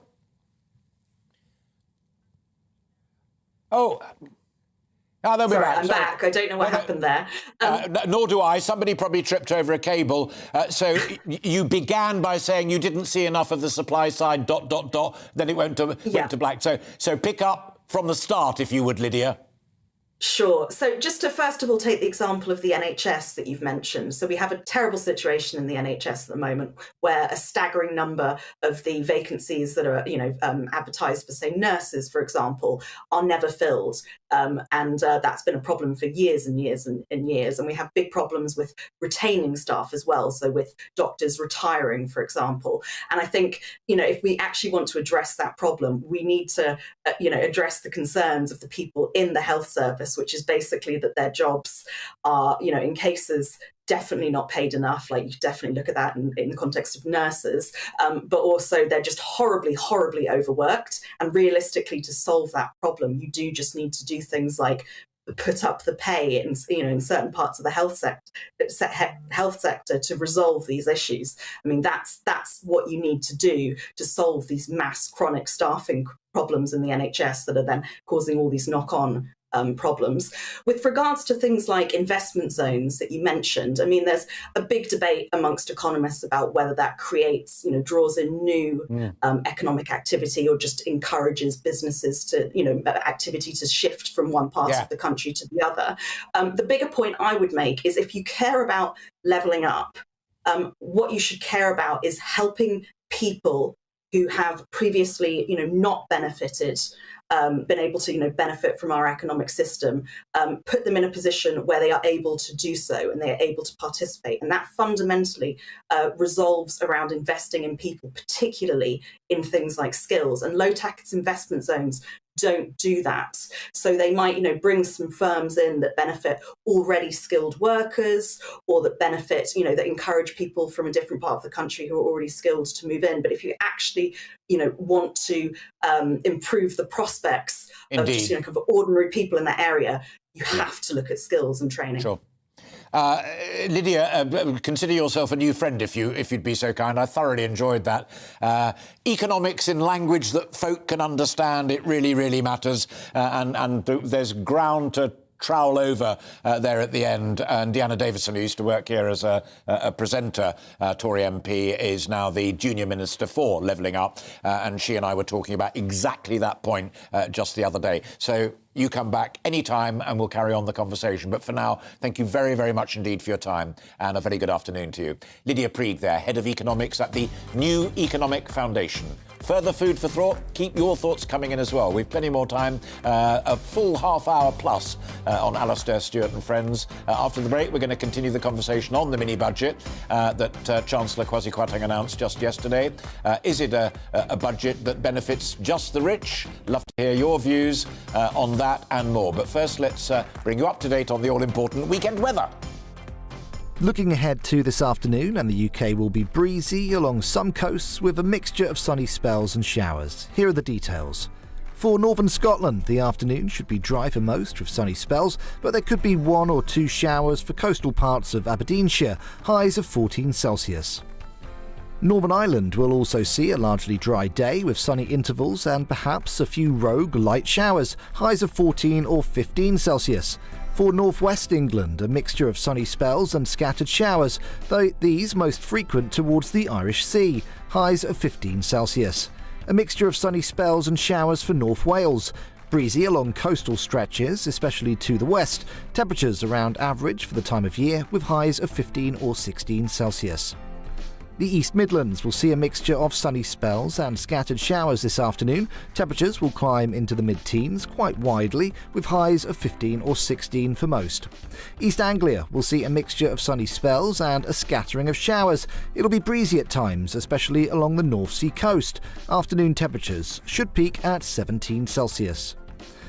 Southern England will also see a mixture of sunny spells and showers, with afternoon temperatures a touch below par for the time of year, highs of 15 to 17 Celsius.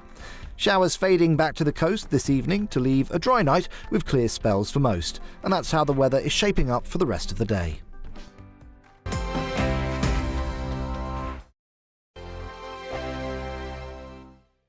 We are GB News. And we'd like to say thank you To each and every one of you. for helping our great nation. Find its voice. We're absolutely everywhere. Across England, Scotland, Wales And Northern Ireland. On TV. on radio and online. We're proud to be The People's Channel. Britain's News channel. On the Mark Steyn Show, we cover the stories a lot of people are scared even to mention. The stuff that really matters with some of the world's biggest thinkers. Now is his opportunity to kind of take the steering wheel of history. Break away from the flop at 8 o'clock on GB News with the Mark Steyn Show. Hello, I'm Esther McVeigh. And I'm Philip Davis. Whether you're watching or listening on TV, online or on radio, we handpick the latest stories, debates and expert opinions for your weekend. So whether that's politics, news or showbiz, we've got it covered. Join us every Saturday morning at 10 o'clock on GB News. Join my show Farage, 7 p.m. till 8 p.m. Monday through Thursday, and there you will get opinion, analysis, debate, and I'll cover stories that nobody else dares to touch.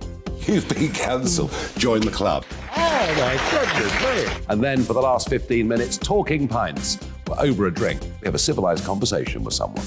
We very often disagree, but we do it in a grown-up way. Come and join me on Farage. Hi there, it's Stephen and Anne.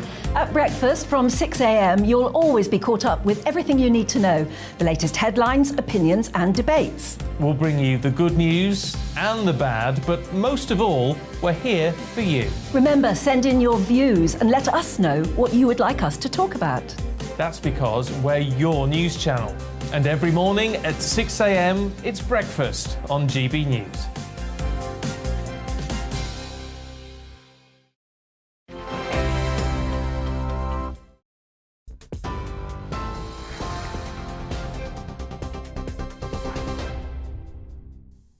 Coming up to 33 minutes past 1, I'm Ray Addison in the GB newsroom. The Labour leader is accusing the Chancellor of gambling the mortgages and finances of the British people with what he's calling casino economics. Sir Keir Starmer echoed claims from the Institute of Fiscal Studies, which say the Chancellor's mini-budget puts government debt on an unsustainable rising path. That's something Kwasi Kwarteng denies. Chris Philp, Chief Secretary to the Treasury, told us the whole country will benefit. I think the real gamble would be maintaining levels of tax that are inappropriately high, which risk deterring investment, which risk disincentivising hard work, and which risk driving individuals and companies out of the United Kingdom. By having competitive tax rates, we're encouraging people to work, encouraging them to invest, and encouraging people and businesses to locate here in the UK. The Labour Party has pledged to create a national care service, claiming 13% of care homes need improvement. Ahead of the Labour Party conference, which starts tomorrow, the party says private equity firms are failing in their duties to residents. Plans for the service include improvements in pay, workers' rights and training. Drivers could be paying an extra £5 for a tank of petrol due to a fall in the value of the pound. Motoring organisation, the AA, says petrol prices would be at least 9p per litre cheaper if the pound had maintained its mid-February value instead of dropping to a 37-year low. Ukraine's president is urging his fellow countrymen who are forced to fight for the Russian army to sabotage it from within. Volodymyr Zelensky says people in parts of Ukraine which are being controlled by Moscow should resist any efforts to mobilise them to fight. His address comes as the Kremlin launched so-called referendums yesterday aimed at annexing 4 occupied regions of Ukraine. And King Charles has been photographed with his red box for the first time. The picture, taken last week, shows the King carrying out official government duties at Buckingham Palace. Red boxes hold papers from government ministers in the UK and the Commonwealth. We're on TV, online and on DAB+ radio. This is GB News. Back now to Alastair Stewart and friends.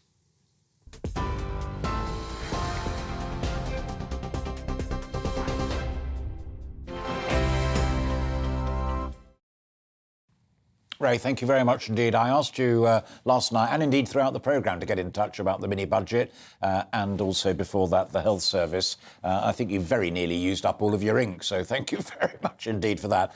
Let's start with Arthur, who says, Einstein once famously said the definition of insanity is doing the same thing over and over again and expecting a different result. This is what the Conservatives under Theresa May and Boris Johnson have been doing for the last 12 years and the previous 10 years under socialist governments. Hopefully, Liz Truss will be successful in trying something different.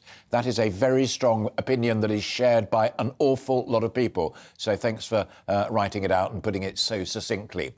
Paul joins in the conversation. Liz Truss is to be congratulated on this budget. The wealthy pay so much more in taxes, so it stands to reason that they benefit most from the budget. It is these people who are the greatest job creators too. And I think that was a point that Lord Digby Jones was making a little earlier in the programme, so thanks for that. Pauline, I am a pensioner on the basic state pension, and because I have just above the savings limit, I'm not able to claim any help. Obviously, I need to draw on my savings to pay my bills, and therefore it is only going to last a little while. This budget was certainly for the more wealthy people, but we are the people who vote for the next government, and Liz Truss would definitely not get mine or my generation's votes. Really interesting point, because actually, when I did the People's Forum in the run-up to winning the contest against Rishi Sunak, that was something that we talked about because it was what the people of Lee wanted to talk about as well. And it was the WASPy women, but it was also the war widows. And it was interesting, I noted it at the time, that Liz said, we can't do the war widows because we've visited that and it is a done deal. It's not perfect, but we can't. But other issues, like the WASPy women was something, the WASPy women was one that was a done deal, couldn't do it. But the war widows and other pensioners generally, particularly women, was something that she wanted to return to. So I think watch this space and don't forget that there is the top-up coming for all benefits, including pensions, a little later on. So, but thanks for raising it. It really is an important point. Back to your emails. Anthony says, and I quote, "In general, I'm supportive of the measures in the budget. What I would like to have seen, however, would have been to combine the tax cuts with a programme of government waste elimination and profligacy reduction." Lovely words. Funding for illegal immigrant hotel rooms and other related spend could have been axed, along with all green subsidies eliminated. Well, there's a sharp agenda that many perhaps will find agreement in.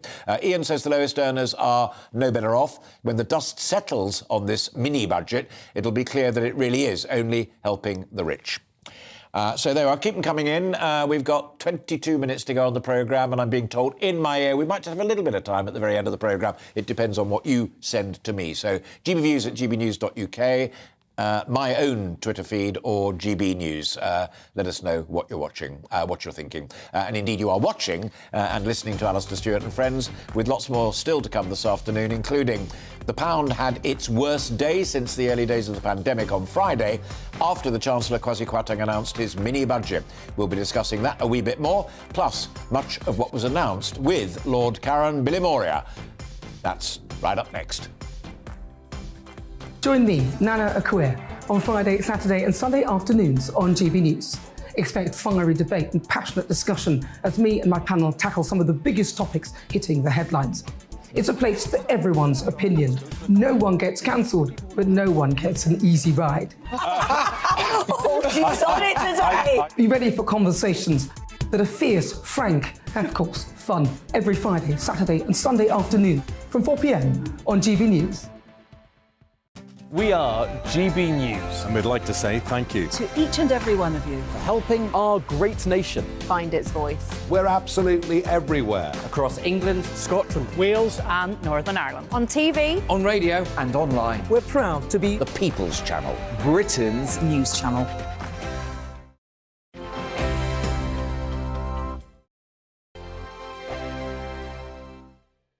We are GB News. and we'd like to say thank you To each and every one of you. for helping our great nation Find its voice. We're absolutely everywhere. across England, Scotland, Wales And Northern Ireland. On TV. on radio and online. We're proud to be The People's Channel. Britain's News channel.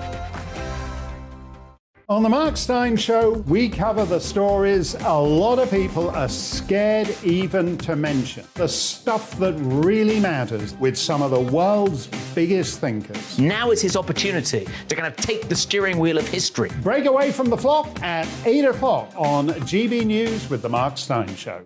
Hello, I'm Esther McVeigh. And I'm Philip Davis. Whether you're watching or listening on TV, online or on radio, we handpick the latest stories, debates and expert opinions for your weekend. So whether that's politics, news or showbiz, we've got it covered. Join us every Saturday morning at 10 o'clock on GB News. Join my show Farage, 7 p.m. till 8 p.m. Monday through Thursday, and there you will get opinion, analysis, debate, and I'll cover stories that nobody else dares to touch. You've been cancelled. Join the club. Oh my goodness me. And then for the last 15 minutes, talking pints. We're over a drink. We have a civilised conversation with someone. We very often disagree, but we do it in a grown-up way. Come and join me on Farage. Hi there, it's Stephen and Anne. At breakfast from 6 a.m, you'll always be caught up with everything you need to know, the latest headlines, opinions and debates. We'll bring you the good news and the bad, but most of all, we're here for you. Remember, send in your views and let us know what you would like us to talk about. That's because we're your news channel. And every morning at 6 a.m, it's breakfast on GB News.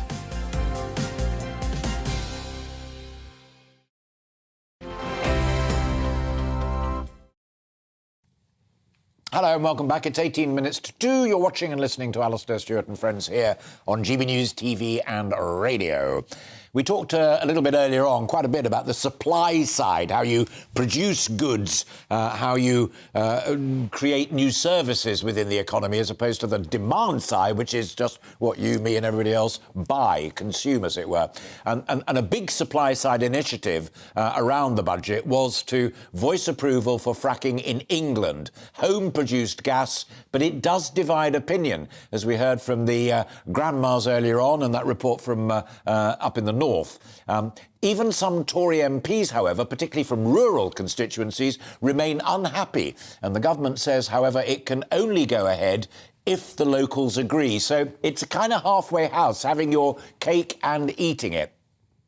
But I was interested to know what the rest of the rural community thought about it all, landowners and particularly farmers. So, time for our regular rural spotlight, and I'm delighted to welcome back Mark Tuffnell, who is the president of the Country Land and Business Association, Landowners and Business Association, and himself, as I always say, because it matters, he is a professional farmer. Is there a collective view on fracking emerging yet within the association, Mark?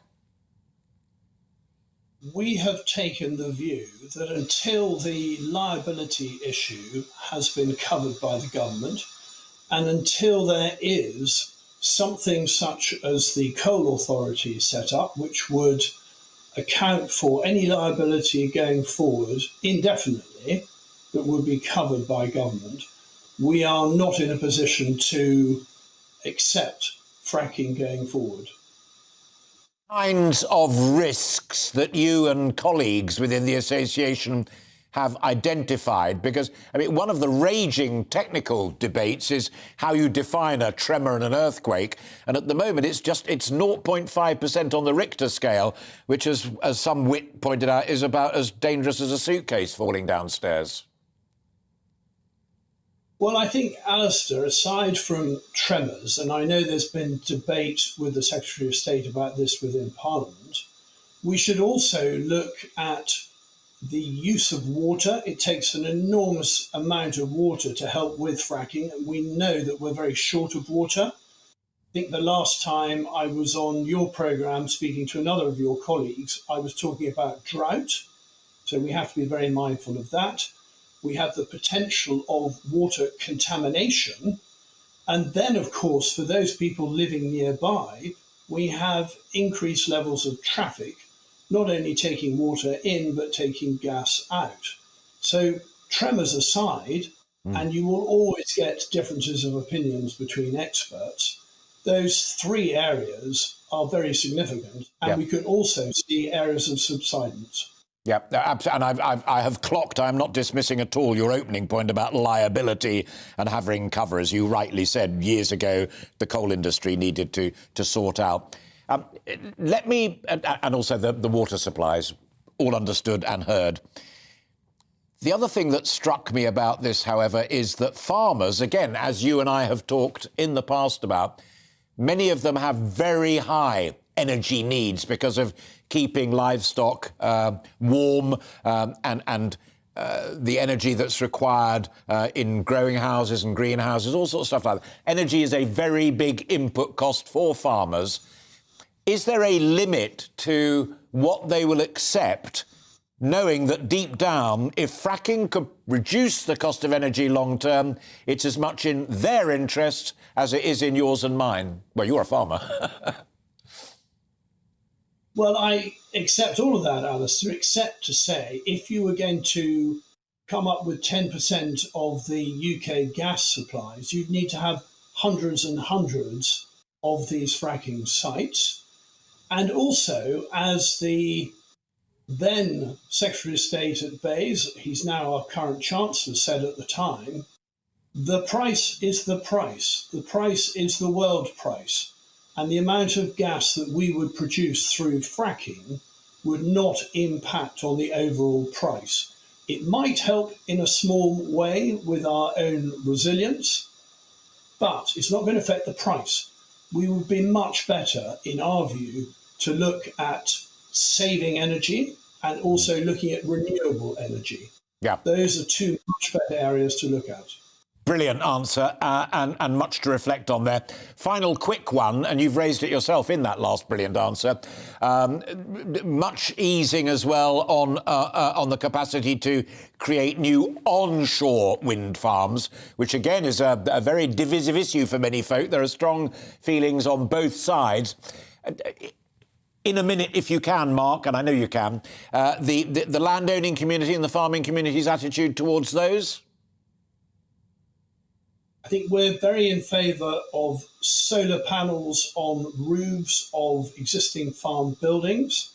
We're in favour of small sites that are acceptable to the locality, and in certain sites where the locals are prepared to accept on-farm wind farms, then we're very happy with those. Brilliant. I'm so grateful for that. I always enjoy our conversations. Balanced, calm, cautionary. Heard it loud and clear, but food for thought for folk out there as well. Mark, great to see you. Thank you very much indeed for breaking into your Saturday to be with us, and I hope the rest of your weekend is a joy. Good to see you. Mark Tuffnell there, the President of the Country Land and Business Association.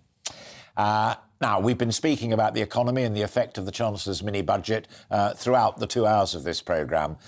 Will that budget really help businesses? And I'm delighted to say that my final guest to reflect upon that and some of the other things that my previous brilliant guests have said is Lord Karen Bilimoria, who is the founder of Cobra Beer, the Vice President of the Confederation of British Industry and a life peer in the House of Lords. Karen, it is always a joy to see you and thanks for fitting us into your busy weekend. First things first, a consensus from economists and business people that sound money has been potentially jeopardised by the amount of borrowing that will be required to fund those tax reductions that may lead to growth. What is the Karen take on the dangers of losing the reputation for sound money? This is a turning point for our country and for our economy. For 15 years now, we've had barely any growth. We've had low productivity. And for the last 2.5 years, we have had the worst global crisis since the Second World War, with the pandemic followed by the sad war in Ukraine. So we've had to grapple with a lot as businesses, as an economy. And the government did its best during the pandemic, borrowing huge amounts of money that it didn't have. It had to borrow the £400 billion to save the economy. What I've said for a long time, going back to February 2021 to the Chancellor at the time, Rishi Sunak, I said, do not increase taxes, because increasing taxes will stifle our recovery and hamper growth. You need to prioritise growing this economy and helping businesses get out of this nightmare that we've been through. Sadly, he did not listen and just kept putting up taxes to the highest level in 70 years. So I think this budget, the Kwasi Kwarteng has now announced, whether you want to call it a budget, a mini budget, is transformational, because this now puts growth front and center and saying we have to have a target for growth. This is something I personally have been saying for a long time. I've said 2.5%. That's the figure the government is using. And it's got to incentivize investment for that growth. And lowering taxes, reversing the national insurance tax, that national insurance is a tax on jobs. That's 1.25% multiplied by 2, because there's 1.25% employers, 1.25% employees. That's being reversed now. The corporation tax, putting that up in one swoop from 19% to 25%. Not only does that hit businesses, not only does that hit pensioners because it hits investments in the companies, it also hampers inward investment because it makes it less attractive for foreign investors to invest into the UK. So this budget is all about generating growth and encouraging inward investment to help that growth. What is the other choice, Alastair? The other choice, do we carry on with really high tax, with facing ourselves at a recession? The Chancellor says we're in recession. The Bank of England says we're in recession. It'll be proved when the figures are out. How do we get through this recession? How do we survive? The energy help that's been given to consumers and to businesses is excellent. I personally feel the government's actually going to have to go further in helping businesses survive this winter in terms of providing VAT cuts and providing business rates relief, and maybe even allowing them to delay their VAT and their tax bills to help them survive. Because these measures the government have announced are going to be fantastic in the medium and long term in making our economy much more competitive and generating growth. But in the short term, we've got to make sure that businesses and consumers survive this horrible period that we're looking ahead and the uncertainty that still exists while this horrible war in Ukraine persists. Karen, I didn't interrupt consciously because I agree with every word that you've just said, and it, as always, a very thoughtful contribution from the sharp end as to what the economy requires, and thank you for that. And it did speak to my opening question about sound money. I want to look at the other side of the equation, and you hinted at it, but other people on the programme have underlined it, as it were. Let me remind you and folk at home that in 1989, you and a friend founded Cobra Beer in a flat in Fulham, took a deep breath, did it, made a bob or two, and well done you. Will this budget unleash a new generation of like-minded men and women? And will the other measures on the supply side, like investment zones, free ports and the rest of it, create an environment where your successors will thrive? Absolutely. That's the whole idea of this budget. This is a business-friendly budget. It is fantastic. And when people say, well, the budget is not helping people across the board, it's not progressive enough, well, yes, perhaps you've still got this fiscal drag. You've got the thresholds when you start paying tax, that he hasn't touched that. Those are not increasing in line with inflation. He could have done something about that. But on the other hand, the top 1% of taxpayers pay 30% of the tax. The top 10% of taxpayers pay 50% of the tax. So we already have a very progressive tax system. Reducing the top rate from 45%, which has been an anomaly, by the way, it's higher than most other countries. It was only put up because Gordon Brown, just before he stopped being Prime Minister, put up 40% to 50%. Otherwise, through Margaret Thatcher, John Major, Tony Blair, and most of Gordon Brown's premiership, we had a top rate of tax of 40%.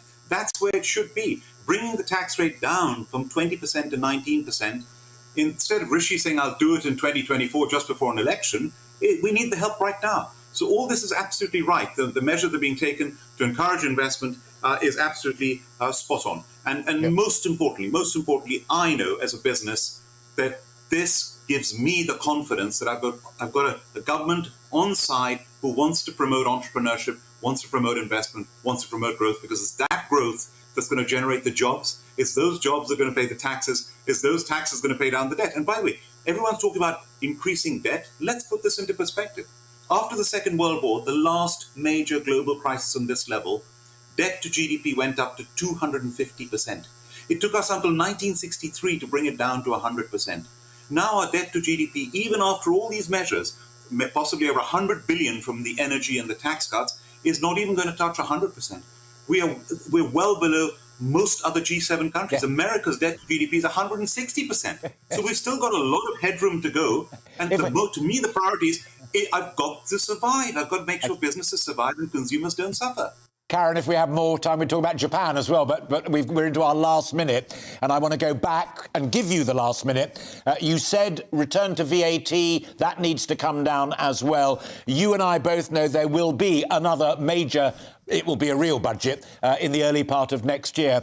In addition to VAT, give me the other two absolute top Karen priorities for Kwasi Kwarteng to put in that budget. Yes, I think, by the way, that budget could be as early as November. It may not have to wait until the spring of next year. And I think there should be a November budget, and in that, take stock of what we've done just now. The pound is weakened, and by the way, the pound weakening is not good news. It's good news for exporters. We want to encourage exports. It makes our exports much more competitive. But we as a country are net importers, so it makes all our imports much more expensive. So we need to make sure the pound strengthens as well. But most importantly, we need to look in November to what measures can we have to help businesses survive this winter. And if that means reducing VAT, let's do it. If that means allowing businesses to delay their taxes, to improve their cash flows, to have access to government-backed loans, let's do it to make sure businesses survive. Karen, see you in November. You've just overspent by 5 seconds. I forgive you. A joy to see you again. Have a lovely weekend. Brilliant friend, Karen Bilimoria. Wow, food for thought. That's all we have time for today. We are back again same time tomorrow, 12 o'clock till 2. I really hope very much indeed that we'll see you then. Bye-bye for now. Looking ahead to this afternoon, and the UK will be breezy along some coasts with a mixture of sunny spells and showers. Here are the details. For northern Scotland, the afternoon should be dry for most with sunny spells, but there could be 1 or 2 showers for coastal parts of Aberdeenshire, highs of 14 Celsius.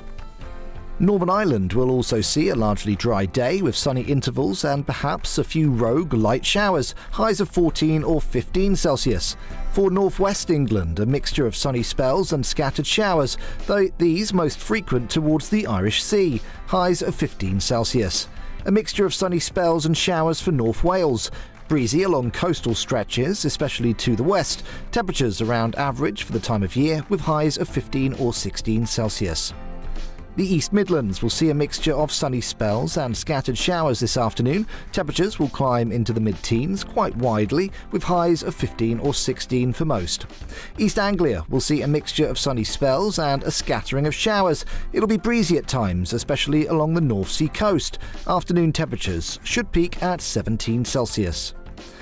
Southern England will also see a mixture of sunny spells and showers, with afternoon temperatures a touch below par for the time of year, highs of 15 to 17 Celsius. Showers fading back to the coast this evening to leave a dry night with clear spells for most, and that's how the weather is shaping up for the rest of the day.